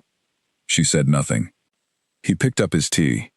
What I have in Fitch's briefcase today, he said carefully, is a document that reflects my actual wishes, not the wishes that my children expect, my actual wishes. He paused. You do not need to respond to this. I am not asking you for anything. I am only telling you that it has been done, and that when the time comes, you will not be unprepared. The fire ticked in the grate. The wind moved past the kitchen window. I do not want this to change anything between us, he said. I have valued, greatly valued, the thing that has grown between us since the autumn. It has made my days considerably better than they were before. I do not want you to begin conducting yourself with any eye toward that document. I want you to keep being exactly who you are. He looked at her. His pale eyes were direct and steady. Can you do that? He said. She looked back at him. I was exactly who I was before you told me, she said. I see no reason to be anything else. He nodded. Something in his expression eased. Good, he said. That is what I hoped. He drank his tea. She drank hers. Outside, the February wind moved through the garden, rattling the bare branches of the old apple tree at the corner of the walled garden wall. I want to ask you something, he said, and I want you to answer me honestly. Yes. Have you been happy here? Not comfortable, happy. Those are different things. She thought about this carefully, because it deserved a careful answer. There have been days when I have been not happy, she said. Weeks, perhaps, when the accumulation of small things has made the days difficult. Yes, he said. But there have also been mornings in this kitchen, she said, that have been some of the better mornings of my recent life. When the fire is going and the radio is on and you are reading the newspaper and the house is quiet, those mornings have been good. He looked at the table. They have been good for me also, he said. They finished their tea. He got up, slower than usual, and steadied himself with the cane. At the kitchen door he stopped. There will be a great deal of noise, he said, when the time comes. I want you to know that. Victor and Celeste they are not people who accept things quietly. When they learn what is in that document, there will be noise, and there will be pressure, and there will very likely be legal action. You should be prepared for that. I know how to be patient, she said. He looked at her. Something in his face, something held for a very long time, shifted very slightly. Yes, he said. You do. A pause. Your father would be proud of you. He left the kitchen. Mara sat alone at the table in the silence. She sat there for a long time, looking at the blue porcelain pot in the center of the table, at the steam still rising from her cup, at the winter light falling through the kitchen window onto the stone floor, in the precise long rectangle that appeared there every morning at this hour. Victor called the manor that afternoon. Mrs. Aldridge answered. Mara, passing through the hallway, heard the housekeeper say that yes, Mr. Fitch had visited, and no, she did not know the particulars, and she was sure that if there were any developments the family would be informed in due course. Victor's voice, faintly audible through the receiver, even at Mara's distance, was not happy. 3 days later, he drove down from London. He arrived at 4 in the afternoon, unannounced, which was unusual. Victor was a man who believed in managing situations by being present in them, but he usually phoned ahead to ensure his arrival would have maximum impact. The fact that he had not phoned suggested that he had driven down in a state that had not cooled enough to permit the planning of strategy. He came in the front door with his coat still on and went directly to the study. Mara did not hear what was said in the study because she was at the other end of the house, but she heard the study door close, and she heard, 40 minutes later, The sound of the Duke's voice, raised to a volume she had not heard from him before. Not shouting, but the particular carrying clarity of a man who is choosing each word with precision and delivering it without softness. Then the study door opened, and Victor came out. He walked through the hallway and straight to the front door. He did not look at Mara, who was near the staircase. He opened the front door and went to his car. She heard the car door and the engine and the wheels on the gravel. He was gone. She went to the study door and knocked. "Come in," the Duke said. He was standing by the window, looking out at the drive. His back was straight. The cane was hooked on the back of the desk chair. He was standing without it, which was something she had not seen before. "Are you all right?" she said. "I am very well," he said. He did not turn around. "My son believes I have lost my mind." He said several things in the last 40 minutes that he will regret saying when he has calmed down, and which I will not repeat to you, because repeating them would give them a continued existence that they do not deserve. He was quiet for a moment. "I am 78 years old," he said, still looking out the window. "I have negotiated with governments that were not known for negotiating in good faith. I have sat across tables from men who were lying to me and waited until I knew enough to know exactly what they were lying about. I have made decisions under conditions of uncertainty that most people will never encounter, and I have been responsible for the consequences of those decisions, some of which were very grave. My son telling me that I have lost my mind," he said, "because I have chosen to dispose of my own property according to my own wishes, is not something that will cause me to lose sleep." He picked up his cane from the chair. "Make dinner at 7, he said. "I find I am actually hungry." "I will," she said. He left the study. She heard the cane on the hallway floor, slow and certain. She went to the kitchen. She made dinner. She made it carefully, the way she always made things. The chicken roasted properly, the vegetables not overcooked, the bread fresh. She set the dining table the way it should be set, with the good silver that she cleaned every week, and the old crystal glasses that had held the Hargrove family's wine since before either she or the Duke had been born. She brought him his dinner and poured his water and stood back. He looked at the table. "Sit with me," he said. She looked at him. "Not as the maid," he said. "Sit and eat with me. There is enough for two." She brought her own plate. They ate dinner together in the dining room of Ashford Manor, at the long table with the old silver and the crystal glasses, and the portraits of the Hargrove men watching from the walls with their pale eyes. They talked about ordinary things, the news, the garden, a book she had borrowed from the library that they had both read, and which they disagreed about in a pleasant, interested way. They did not talk about what had happened that day, or what was coming. They did not need to. Outside, the night settled over Wiltshire, and inside the old house, with its thick stone walls, and its creaking floors, and its rooms full of the weight of accumulated years, two people ate dinner together, and the evening was, in its own contained way, good. The telephone calls started the following week. Not to the manor, or not primarily.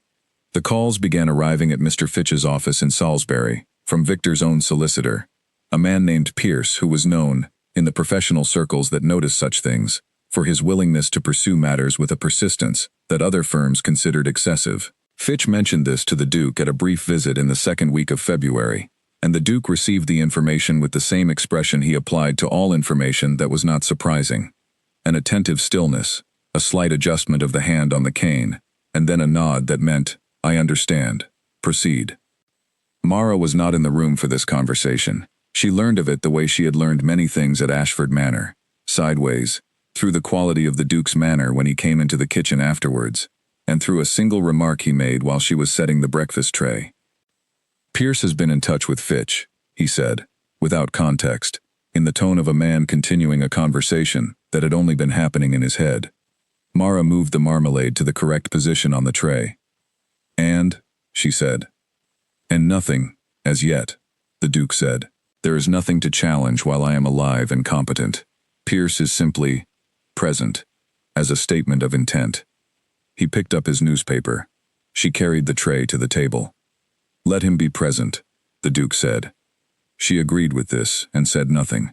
What followed over the next 6 weeks was a period of sustained, low-level pressure, of the kind that Mara had come to recognize as Victor's preferred instrument. He did not come to the manor again after the February visit. The anger of that day had been spent, or perhaps stored and redistributed into strategy, which in Victor's case amounted to the same thing. Instead, he called. He called 3 or 4 times a week, and the calls lasted a long time, and when they were done, the Duke always came into the kitchen, with the particular quality of tiredness that is not physical, but is instead the tiredness of having spent time managing other people's feelings. He never told Mara the content of the calls. She never asked. She made his tea and he drank it, and if he wanted to say something, he said it, and if he did not, she was quiet. Celeste, meanwhile, had adopted a different approach. Celeste began calling Mara directly. Not to say anything explicit, never that. Celeste was too skilled at pleasant surfaces to do anything that could be pointed to.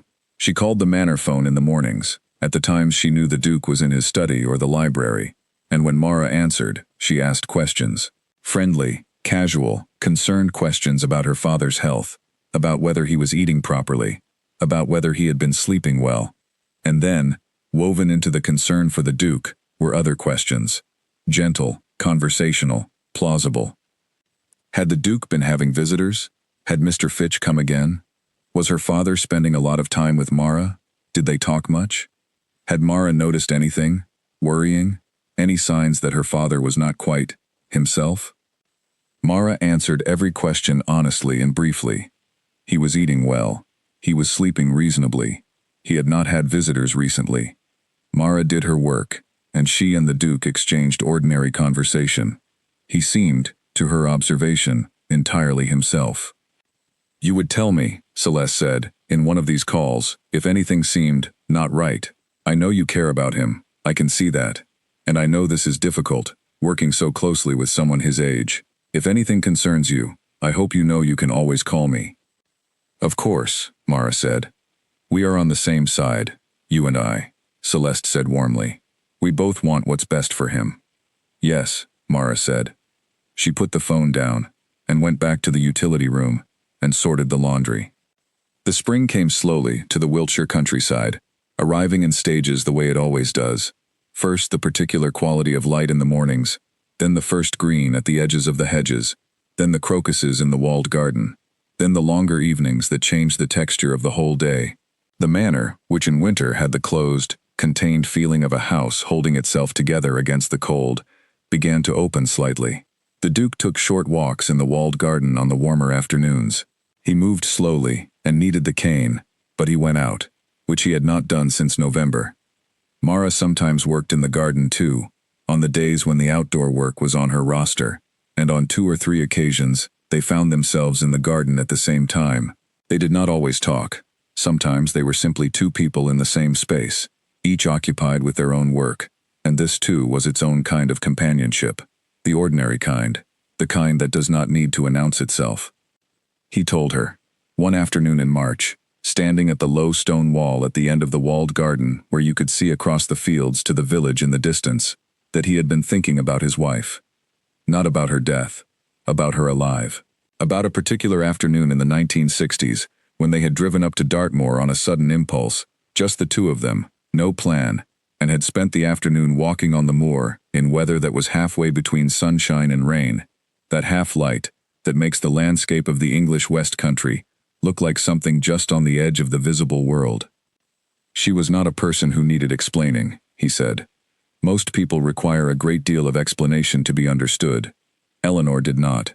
She was entirely visible to anyone who was paying attention, which meant that the people who did not understand her were people who were not paying attention, and she found that clarifying rather than painful. Mara listened. "I am telling you this," he said, "because I think you are the same type of person." She did not respond to this. "Also because I find," he said, looking out over the fields, "that talking about her has become easier since you came to the house. I do not know entirely why. Perhaps because you are a person who listens properly." "She sounds like someone worth talking about," Mara said. "She was," he said. "She very much was." They stood at the wall for a while longer. A crow moved across the sky above them, slow and dark and certain. In April, the Duke's health shifted. It was not sudden. It was the kind of change that looks sudden when you notice it, but turns out, when you think back, to have been happening for some time. The walks in the garden became shorter. The mornings started later. There were days when he did not come downstairs until almost noon, which had never happened before. The voice on the telephone to Victor and Celeste, when she heard it from a distance, had a different quality to it. Thinner, perhaps, or slower. She called Dr. Garrow. She did not ask the Duke first. She did not ask Mrs. Aldridge. She simply called the surgery and asked that the doctor come, and she told him what she had observed. In the careful, factual way she described all things. Dr. Garrow came the following morning. Afterwards, in the hallway, he spoke to Mara quietly. His heart has been struggling for some time, he said. He knows this. I suspect he has not discussed it with you. He is not a man who likes to have his limitations acknowledged out loud. No, she said. He is not. He is managing, the doctor said, but you should know that he is managing, which is different from being well. His range is narrowing. I want him resting more. I want him to call me if there is any pain, and I particularly want whoever is with him at night to be aware that he may need assistance with stairs. He looked at Mara. Are you on the premises at night? He said. I live here, she said. Good, he said. Then you are the person I want alerted if anything changes, not the housekeeper, if you will forgive the distinction. You. She asked him why the distinction. He was quiet for a moment. Because you watch him, he said. I have seen it when I visit. You know what is usual and what is not. That is what I need in a situation like this. He gave her his direct number. She put it in her apron pocket. She told the Duke, that evening, that she had called the doctor. He looked at her from his armchair in the drawing room. I thought you might have, he said. You are not angry, she said. It was not a question. I am grateful, he said. I am also slightly embarrassed that I needed someone else to make the call I should have made 3 weeks ago. He paused. Old men do not always do the sensible thing where their own health is concerned. We prefer to believe that if we do not name something, it does not fully exist. My father was the same, she said. He looked at her. Sit down, he said. She sat in the other armchair. I want to tell you something about the coming months, he said, and I want you to hear it, and then not speak about it again, unless I bring it up, because I am not built for extended conversations about my own fragility. Understood, she said. I am not going to live very much longer, he said, in the same tone he might have used to say it was going to rain tomorrow. I have understood this for some time. What I want to say is that I do not find this as frightening as perhaps I should. I have had a full life. I have done things that mattered. I made errors that I am not able to correct, and I carry them. But I carry them knowing that I also did things I do not regret.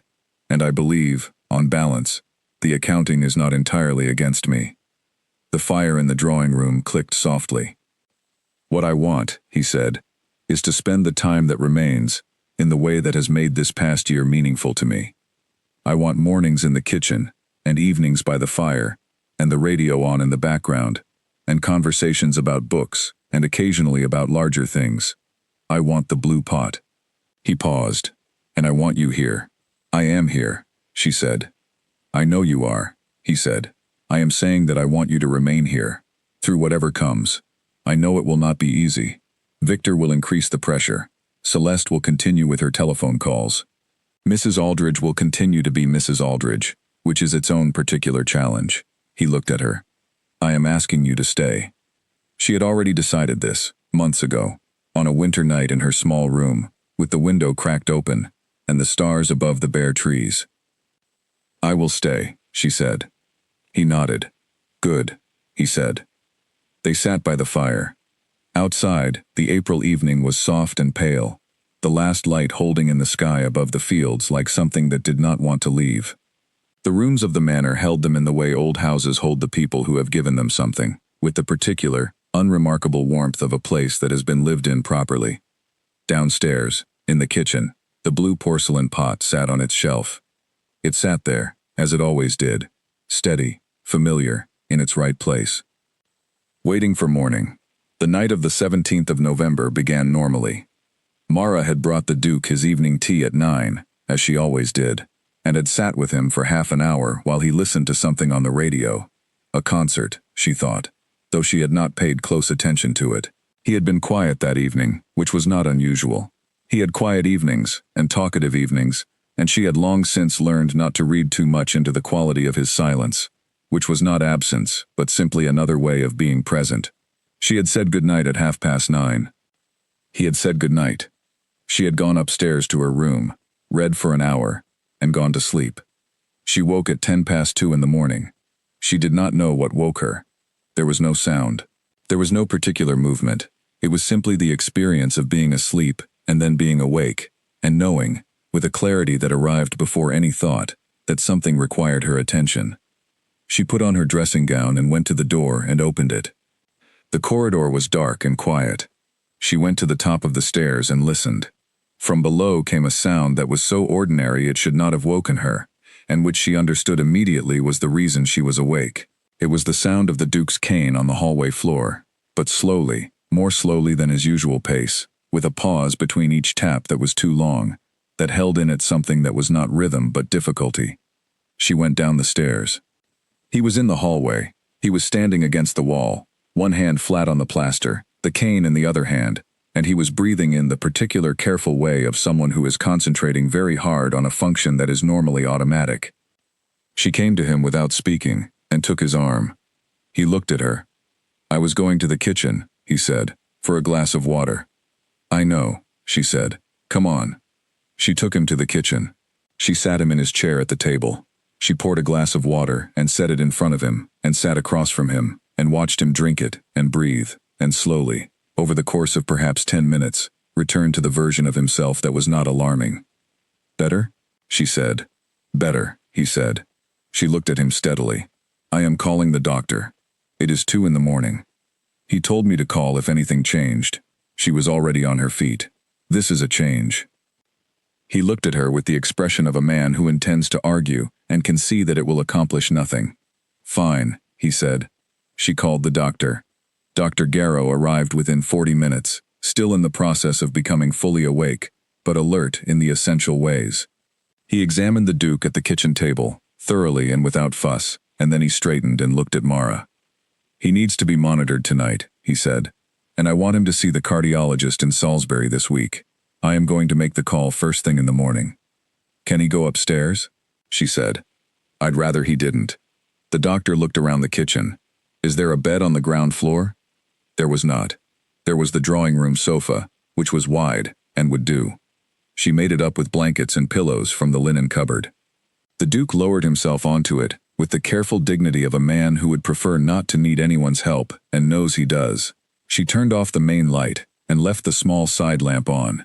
She pulled the chair from the corner of the drawing room, to a position near the sofa. The doctor said he would check in again, at 6 in the morning. He left. Mara sat in the chair. The Duke looked at the ceiling for a while. "You should sleep," he said. "I will sleep here. This is not part of your duties." "No," she said, "it is not." He looked at the ceiling a while longer. "Thank you," he said.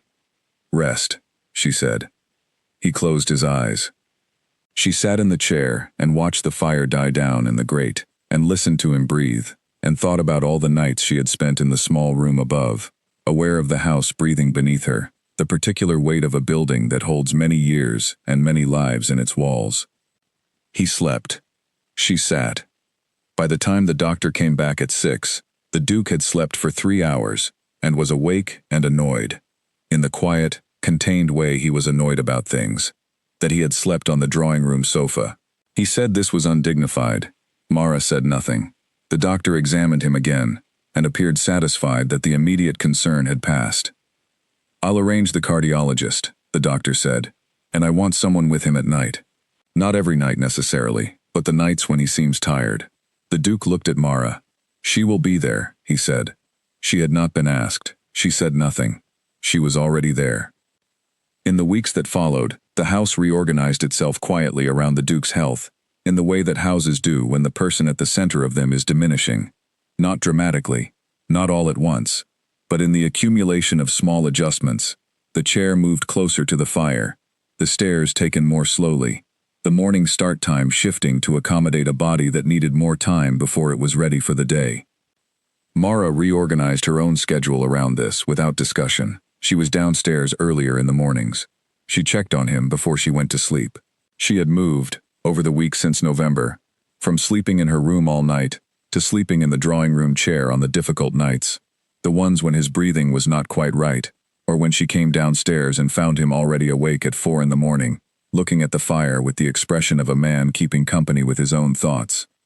Those nights, she made tea, and they sat by the fire, and sometimes they talked, and sometimes they did not. Victor and Celeste came for Christmas. It was the first Christmas Mara had spent at the manor, and it was nothing like what the decorations in their box from 1962 would have looked like, assembled in a bright room with a tree. There was no tree, there was the house, and the fire, and the Duke in his chair, and his children sitting opposite him, with the particular combination of genuine concern and sustained strategy that she had come to understand was how Victor and Celeste loved their father, imperfectly, through the medium of their own interests, but not without real feeling underneath. They did not speak to Mara, except in relation to food and coffee. She did not mind. She had long since stopped minding. What she minded, and she recognized this as a private feeling that she examined with care and then set down, was watching the Duke manage his children, the energy it cost him, the particular steady patience he deployed in every conversation with Victor, the gentle firmness with which he moved Celeste away from questions she was not entitled to have answered. He was tired. She could see it. After Christmas dinner, when Victor and Celeste had gone to the drawing room with their port, the Duke stayed in the dining room and Mara cleared the table. He watched her carry the plates. "I want to say something to you," he said, "while they are not in the room." She set down what she was carrying and stood across the table from him. "I am aware," he said, "of what this period has cost you, not in money, in dignity, in the daily management of a household where two of the people in it continue to treat you as though you are of no account. I have not intervened as directly as I should, and the reason I have not done so is partly because I am tired, and partly because I know that intervention from me would change the behavior on the surface and leave the substance exactly as it is." He looked at the table. "The substance," he said, "will be addressed by other means, when the time comes." She picked up the plates again. "I know," she said. "I want you to know that I know," he said. "That is the only reason I am saying it." She carried the plates to the kitchen. She did not say, "I have always known you knew." She did not say, "The knowing is the thing that has made the not knowing bearable." She did not say any of the things that were true and large and that a different kind of person would have offered in a moment like that. She simply carried the plates and came back for the next set. Because that was what you did. You carried the next thing. The January of 1989 came in cold. The Duke's health stabilized through January, which was better than December but not good. He saw the cardiologist. He came back from the appointment in Salisbury in a mood that Mara recognized as the mood of a man who has been told things he already suspected but had preferred not to have confirmed. He did not tell her what the cardiologist had said in precise terms. He said only, sitting in the kitchen that evening, that he had been advised to rest, and that he intended to take the advice, and that the outcome of the situation was what it was, and he was at peace with it. She looked at him. "Are you?" she said. He looked back. "More than I expected to be," he said, "largely because this last year has been better than the years before it, in ways I would not have anticipated." He paused. "You have made it better." She held his gaze. "You made it better also," she said, "by seeing me." He nodded. "We are even then," he said. "We are even," she said. He went to bed early that night. She listened to the cane on the stairs, and then silence. She sat in the kitchen for a while after. She sat with the warmth of the room, and the quiet of the house, and the blue porcelain pot on its shelf, and thought about the strange path that had brought her to this chair, in this kitchen, in this country, the long series of choices, and accidents, and consequences that had arranged themselves, over the years, into something that looked, from the right angle, like something deliberate, as though it had been going somewhere all along. She thought about her father standing in a corridor in Bucharest. She thought, "You sent me here." Not literally. She was not a person who believed in the kinds of connections that could not be demonstrated. But she allowed herself, in the kitchen at midnight, to sit with the feeling of it. You stood there and said, "Go and live well," and you bought him 16 years and he spent 6 of them looking for me, and then he found me, and now I am here. She sat with that. Then she got up, turned off the kitchen light, and went upstairs. She slept well that night, better than she had in weeks. Outside, the Wiltshire countryside was cold and still, and the stars were out in great numbers, clear and bright in the winter sky above the old stone manor, at the end of the gravel road, above the bare trees and the walled garden, and the fields that ran to the edge of the village and beyond. The house was quiet. And inside it, for the first time in a very long time, all of the important things were in order. The Duke died on the morning of the 14th of February. There was a particular quality of irony in the date that he would have appreciated, had he been the sort of man who acknowledged such things out loud, which he was not. He was not there to note it, and no one else in the house thought to. Mara thought to, much later, and she thought about it in the private way she kept most things, fully, carefully, and alone. He had been declining through the first 2 weeks of February, not rapidly, not dramatically. He did not have a dramatic nature. He declined the way he had done everything else in his life, with intention and control, making room for the unavoidable, managing each day according to what it actually contained, rather than what he wished it contained. Victor and Celeste had been called at the end of January, when Dr. Garrow advised the family that the picture had changed. They both came down and stayed, which was unusual. Victor took the bedroom he always used. Celeste took the one across the hall. Geoffrey came with Celeste and occupied himself in the same way he always occupied himself, which was quietly and helpfully and without drawing attention, carrying things and making calls, and generally being useful in all the ways that went unnoticed, because they were practical rather than emotional. Mrs. Aldridge moved through the house with her own quality of heightened authority, as though the gravity of the situation had expanded her sense of her role within it. She organized the kitchen and the schedule, and stood outside the Duke's bedroom door at intervals, with an expression that managed to communicate both concern and ownership. Mara moved through the house as she always had. She made the Duke's tea in the blue pot. She brought it at the time he liked. She sat with him in the mornings, when he was awake, and in the evenings, when he was restless and could not sleep. She read to him when he asked. She did not read to him when he did not ask. On the evening of the 13th, the last evening, Victor and Celeste were in the drawing room. The Duke had been asleep most of the afternoon, and had woken at 7, briefly clear and alert. He had asked for tea. She had made it. She had sat with him while he drank it. He had looked at her over the rim of the cup and said, "Everything is in order." "Yes," she said. "Fitch has everything." "I know." "You will be steady," he said. It was not a question. It was a statement of something he was confirming, rather than asking. "I will be steady," she said. He finished the tea. "The blue pot," he said. She looked at him. "When all of this is done," he said, "keep it. I should like to think it ends up with someone who understands what it was for." "I will keep it," she said. He closed his eyes. She sat in the chair beside his bed for another hour. When his breathing settled into the slow pattern of sleep, she went to the door and paused.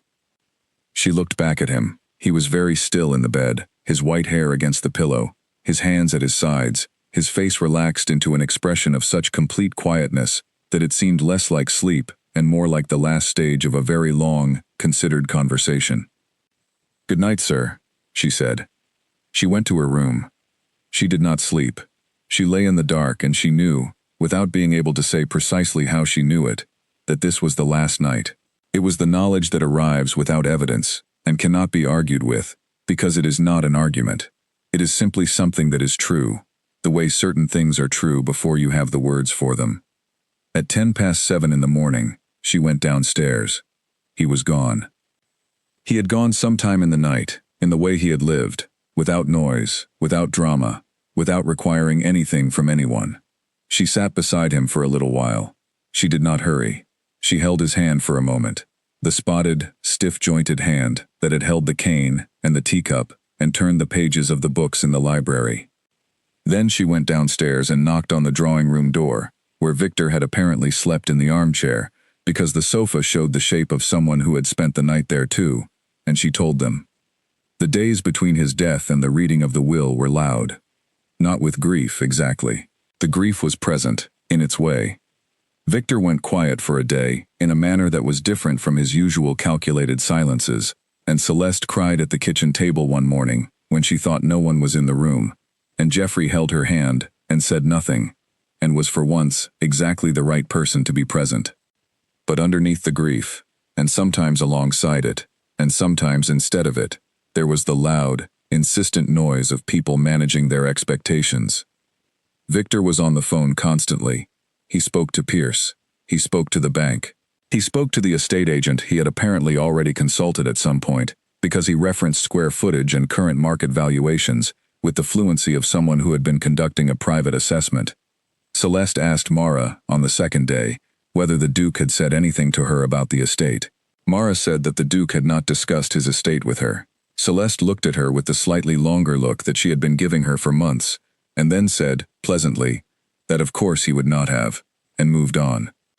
Mrs. Aldridge, in the week between the death and the reading, became increasingly formal in her interactions with everyone, as though she were auditioning for a position whose terms had not yet been announced. Mara did what she had always done. She cleaned, she cooked. She answered the phone when it rang, and took messages, and delivered them accurately. She made tea in the blue pot every morning, alone, because there was no one to drink it with. The reading of the will was scheduled for 10 in the morning on the 24th of February, 10 days after the Duke's death, in the drawing room of the manor. The night before, Mara sat in her small room and wrote in the notebook. She wrote to her father. She told him what was happening, and she told him what she knew, and what she did not know, and what she was afraid of, and what she was not. She was afraid of the noise. She had always found it harder to manage situations that were loud, rather than situations that were merely cold or heavy. Cold and heavy she could endure. She had been enduring them her whole life. Loud was different. Loud had a way of making the inside of your own head impossible to hear. She was not afraid of what would happen, whatever it was. She had stood in rooms that were cold, and she had stood in rooms that tried to shrink her, and she had stood in corridors where her father was not coming back, and she had crossed a border with one bag and a notebook, and she had arrived in a foreign country, and made a life in it, through the sheer practice of continuing. Whatever happened, she would continue. She closed the notebook. She slept. The morning of the 24th was gray and mild. She brought tea to the kitchen at 8. Victor and Celeste came down separately and said little. Geoffrey made toast and offered some to Mara, which she accepted because there was no useful reason not to. At 5 to 10, Mr. Fitch arrived. He was, as always, the same. The same briefcase, the same bearing, the same quality of professional composure that was not coldness, but was certainly not warmth. He shook hands with Victor and Celeste in the hallway. He nodded to Geoffrey. He looked at Mara. "Miss Dobrescu," he said, "would you be in the drawing room as well, please?" Victor looked at Fitch. Fitch looked at Victor. "Included in my instructions," Fitch said, neutrally. Victor looked at Mara. She met his gaze without expression. They went into the drawing room. It was arranged with the furniture moved slightly, to allow for the number of people present. There were 4 chairs facing the desk at which Fitch was now setting up. Victor and Celeste sat side by side, as though for solidarity, Celeste's hand resting briefly on her brother's arm. Geoffrey sat to one side, near the fireplace. Pierce, Victor's solicitor, sat at the far end with a notepad open on his knee. And Mara sat in the chair that Fitch indicated, which was at the end nearest the door, which she noted was the position of someone who might need to leave quickly, or who might need everyone else not to feel surrounded by her. She folded her hands in her lap and was still. Fitch opened the briefcase. He removed the will. He read the formal parts first, as required. He read through the preliminary sections with the measured pace of a man who knows that no one is listening to the preliminary sections, and that all the attention in the room is straining toward what comes after. Then he reached the substantive provisions. He read through several items. The provision for Mrs. Aldridge, which was a modest sum as a recognition of long service. The provision for young George the gardener, which was similarly modest. The donation to the village church's restoration fund, which had apparently been a project of Eleanor's that had never been completed. Then he said, the remainder of the estate, including Ashford Manor and all properties belonging to it, all investments and financial instruments held in the name of the estate, all personal property and effects, and all liquid funds held in the estate's accounts at the date of death, I leave in entirety to Mara Elena Dobrescu. The room held a silence of approximately 4 seconds. Then Victor said, "Repeat that." Fitch repeated it. The silence that followed the second reading was different from the first. The first had been the silence of people who had not yet fully processed what they had heard. The second was the silence of people who had processed it and were now in the space between understanding and reaction. Celeste made a sound. Victor stood up. "This is not," he said. His voice had the quality of something under controlled pressure, the way a pipe sounds when too much is moving through it. "This is not. There is something wrong here. This document has been. My father was not." "Your father," Fitch said, quietly but with absolute precision, "was of entirely sound mind on the date this will was executed, as certified by the attending witnesses, one of whom is a medical professional. He was, as I am certain you are aware, a man of exceptional intelligence and clarity, and this will represents his expressed and carefully considered wishes, arrived at without any external influence, that I, or any professional associated with this matter can identify." "Who is this woman?" Victor said, turning to look at Mara directly, for the first time in months. "Who are you? What have you done to—" "I have made your father's tea," Mara said. She said it quietly and without heat. "And cleaned his house, and sat with him, and read to him, and been present with him in the way that the people who loved him most might have been, had they found the time." The sentence landed in the room. Jeffrey, in the chair by the fireplace, made no expression at all. But she noticed that his hand, resting on the arm of the chair, was very still. Celeste said, "There has to be another explanation." Fitch said, "There is a sealed letter." He produced the envelope. "Your father requested that it be read at this meeting." He opened it. He read it. The Duke's words came into the room, in Fitch's steady, professional voice. The story of Bucharest, the corridor, the name Aldrich Dobrescu, the 16 years of searching, the extraordinary circumstance that had brought Mara to his door. He read the part about the debt that could not be repaid. He read the part about how Victor and Celeste had conducted themselves in the house, and the characterization of their carelessness, not wickedness, the Duke had written, but carelessness, which in his view was not a lesser fault, but in some ways a graver one, because wickedness at least requires the acknowledgement that what you are doing is wrong. He read the last paragraph. The Duke had written, "I hope that you will find, in the time ahead of you, the generosity that you did not extend to the daughter of the man who gave you your father. I owe her what I could not give to him. She has received it. I ask only that you honor it." The room was very quiet. Victor was standing. He was still standing. His face had the quality of a man who has received a blow and is not yet entirely sure what part of him has been hit. Celeste was looking at the window. Jeffrey was looking at Mara. Mara was looking at the letter in Fitch's hands. She was looking at it, and thinking about a photograph in black and white. 2 men in a corridor, one of them looking at the camera, with the calm of a man who has already made his decision. She was thinking, you knew, somehow. You knew that it would work out. She was thinking, I hope so. I hope you knew. She sat with her hands folded in her lap, in the chair near the door, in the drawing room of Ashford Manor, and she was perfectly steady. As she had promised she would be. As she had always been. Outside, the February morning was mild and gray, and through the drawing room windows, the garden was visible, bare and still, the old apple tree at the corner of the walled garden dark against the pale sky. Everything at that moment was exactly as it was, and that was enough. Victor filed the legal challenge 9 days after the reading of the will. Mara had known it was coming. The Duke had told her it would come. Fitch had outlined the likely avenues. She had spent the intervening 9 days with a solicitor of her own, recommended by Fitch, a compact, serious woman named Claire Alderton, who operated out of an office in Salisbury, and who had, within 48 hours of being engaged, produced a document summarizing the robustness of the will's construction, with the satisfaction of someone who has been given very good material to work with. It is, Claire said, at their first meeting, sitting across a desk in her Salisbury office, about as solid as I have seen. 2 independent witnesses, one of them a physician, clear language, no ambiguities. no codicils that could be separately challenged, and a man who was, by every account, of exceptional mental capacity on the day he signed it. "There will be noise," Mara said. "There will be noise," Claire agreed. "There will be a great deal of noise.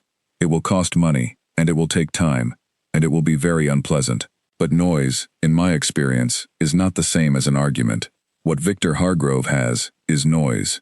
She was right, but the noise was very loud. Victor's challenge alleged undue influence, the legal term for the claim that someone had manipulated an elderly person into making decisions they would not otherwise have made. It was, Mara understood, the argument that had been prepared since before the Duke died, the scaffolding that Victor and Pierce had been quietly assembling throughout the months of telephone calls and visits, and Celeste's careful, probing conversations. It alleged that Mara had cultivated a relationship with the Duke for financial gain.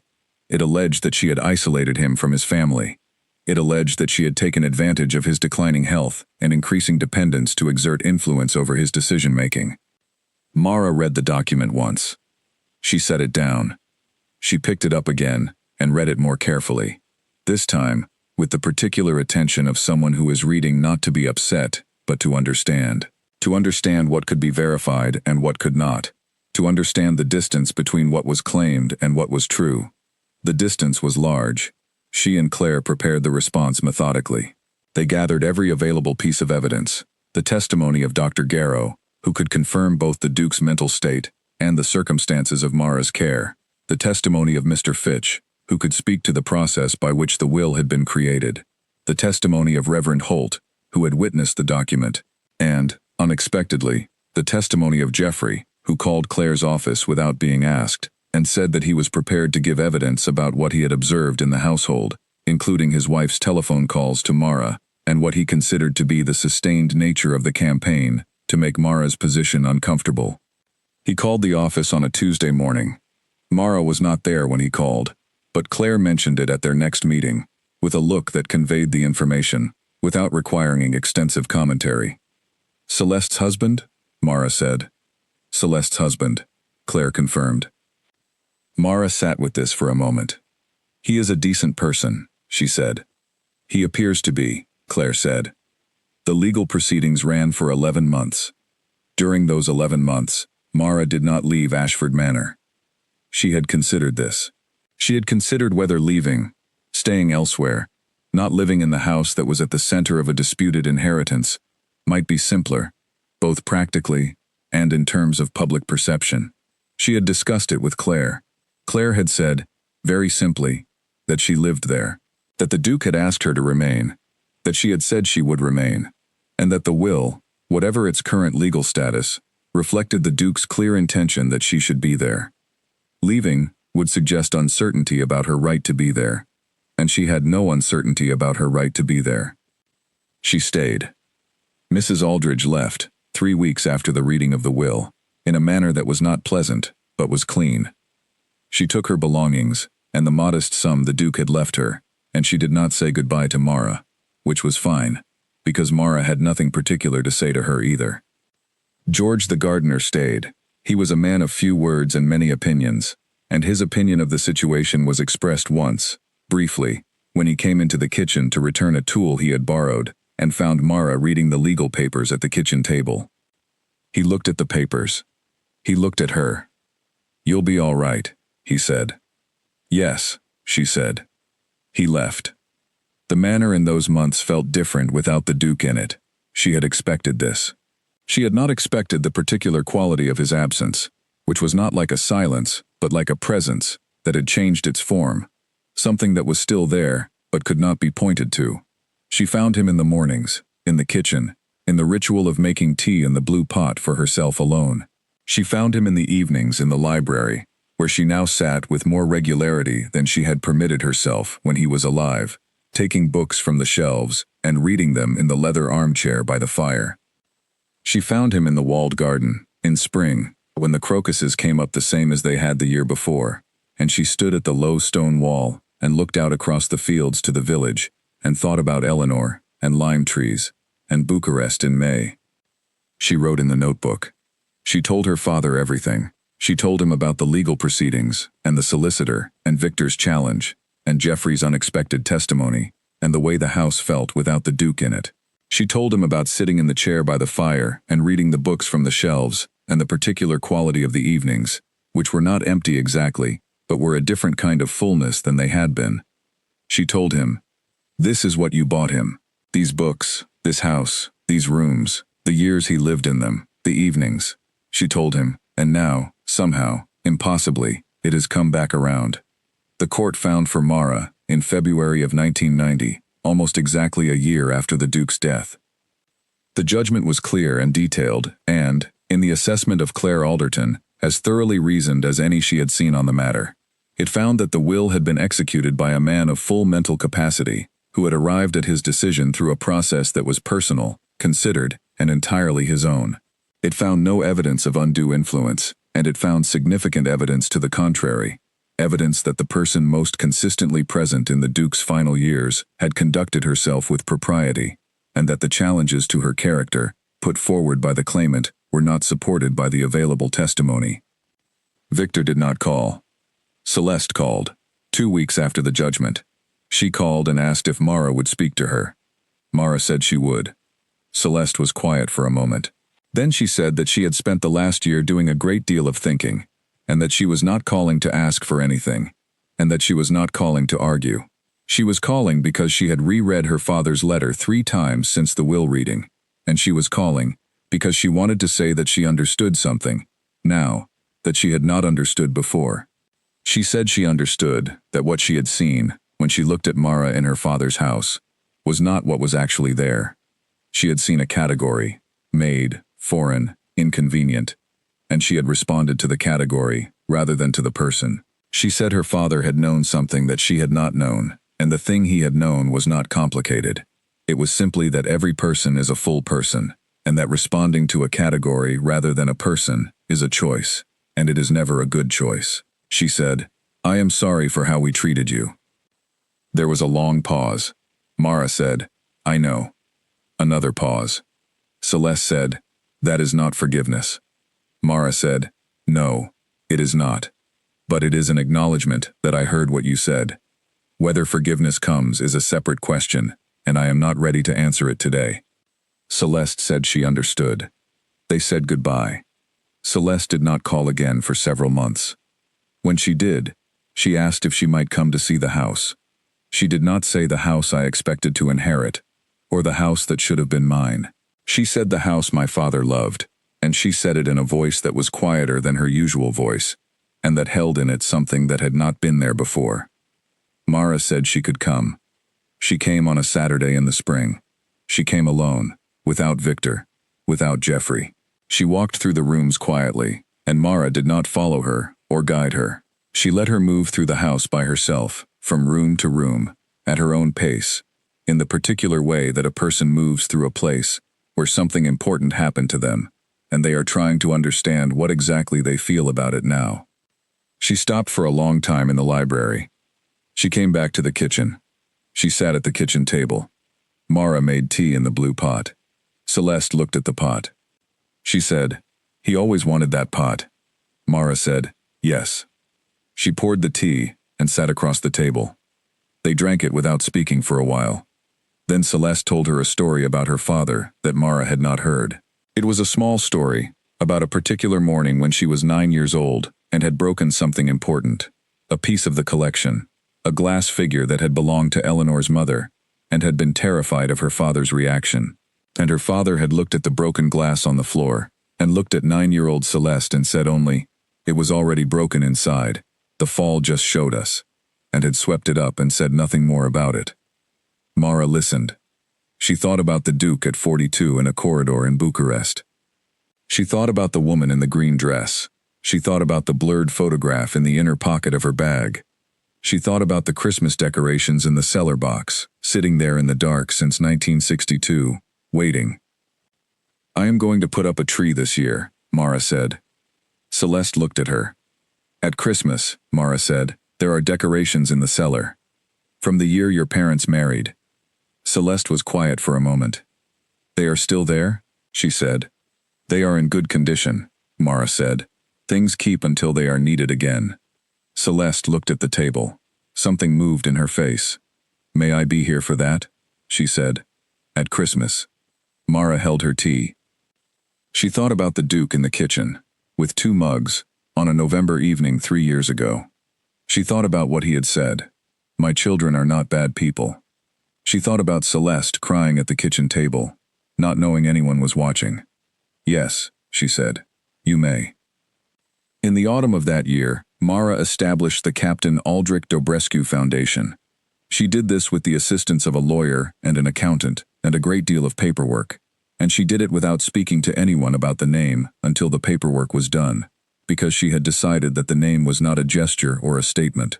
It was simply the correct name, the name of the person whose sacrifice had made everything else possible, and she was not going to ask anyone's permission to use it. The foundation funded education programs for children in Eastern European countries, emerging from decades of limited freedom. It was not splashy. It did not generate press. It simply sent money to schools and orphanages and small community programs in places where a modest amount of reliable funding made a large and demonstrable difference. She ran it from the library. George the gardener kept the garden. He hired a young man from the village named Owen, who was 17, and had no particular ambitions that he was aware of, and who turned out, over the first 2 years, to have a genuine instinct for growing things. She paid him a fair wage and did not micromanage. By the second spring, the walled garden was better than it had been in years. She opened the manor to visitors twice a year, in the manner that many large private homes did, a spring opening and an autumn one, managed by a small local charitable trust that handled the logistics and retained a portion of the proceeds for the maintenance of the house. On the first day of the first opening, she stood in the hallway while a small group of visitors moved through the public rooms, and she watched them look at the portraits of the Hargrove men, with their pale eyes, and at the medals in the velvet case, and at the painting of Eleanor in the green dress. And she thought about how a house accumulates lives, the way rivers accumulate water, from many sources, quietly, over time, and what you see at the end is not any single source, but the whole of it together. She wrote to her father that evening. She told him about the visitors, and the garden, and the foundation. She told him about Celeste at Christmas, the 2 of them standing in the drawing room, looking at the Christmas tree with the 1962 decorations on it, the room lit by the fire and the soft light of the old ornaments, the house holding them in its old stone rooms, in the same way it held everything, without preference, without judgment, simply in the way that places hold the people who pass through them. She told him she was well.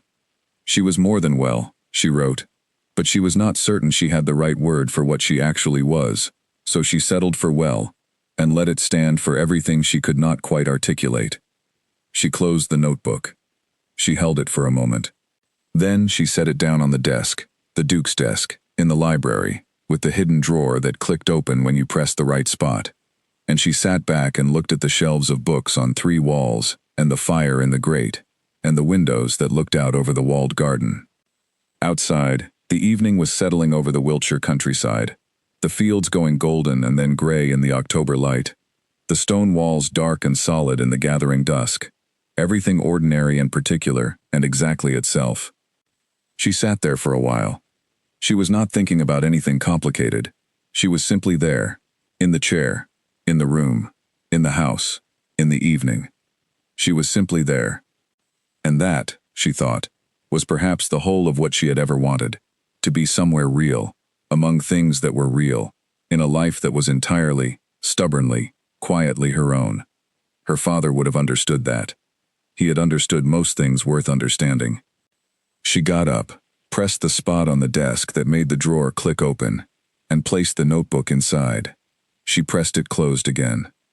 She went to the kitchen and made tea in the blue pot, and she stood at the kitchen window with the warm cup in both hands and looked out over the garden in the last of the evening light. The old apple tree at the corner of the walled garden was still there, bare now in the autumn, its branches dark against the pale sky. Still there, still standing, just as it had always been, just as she was,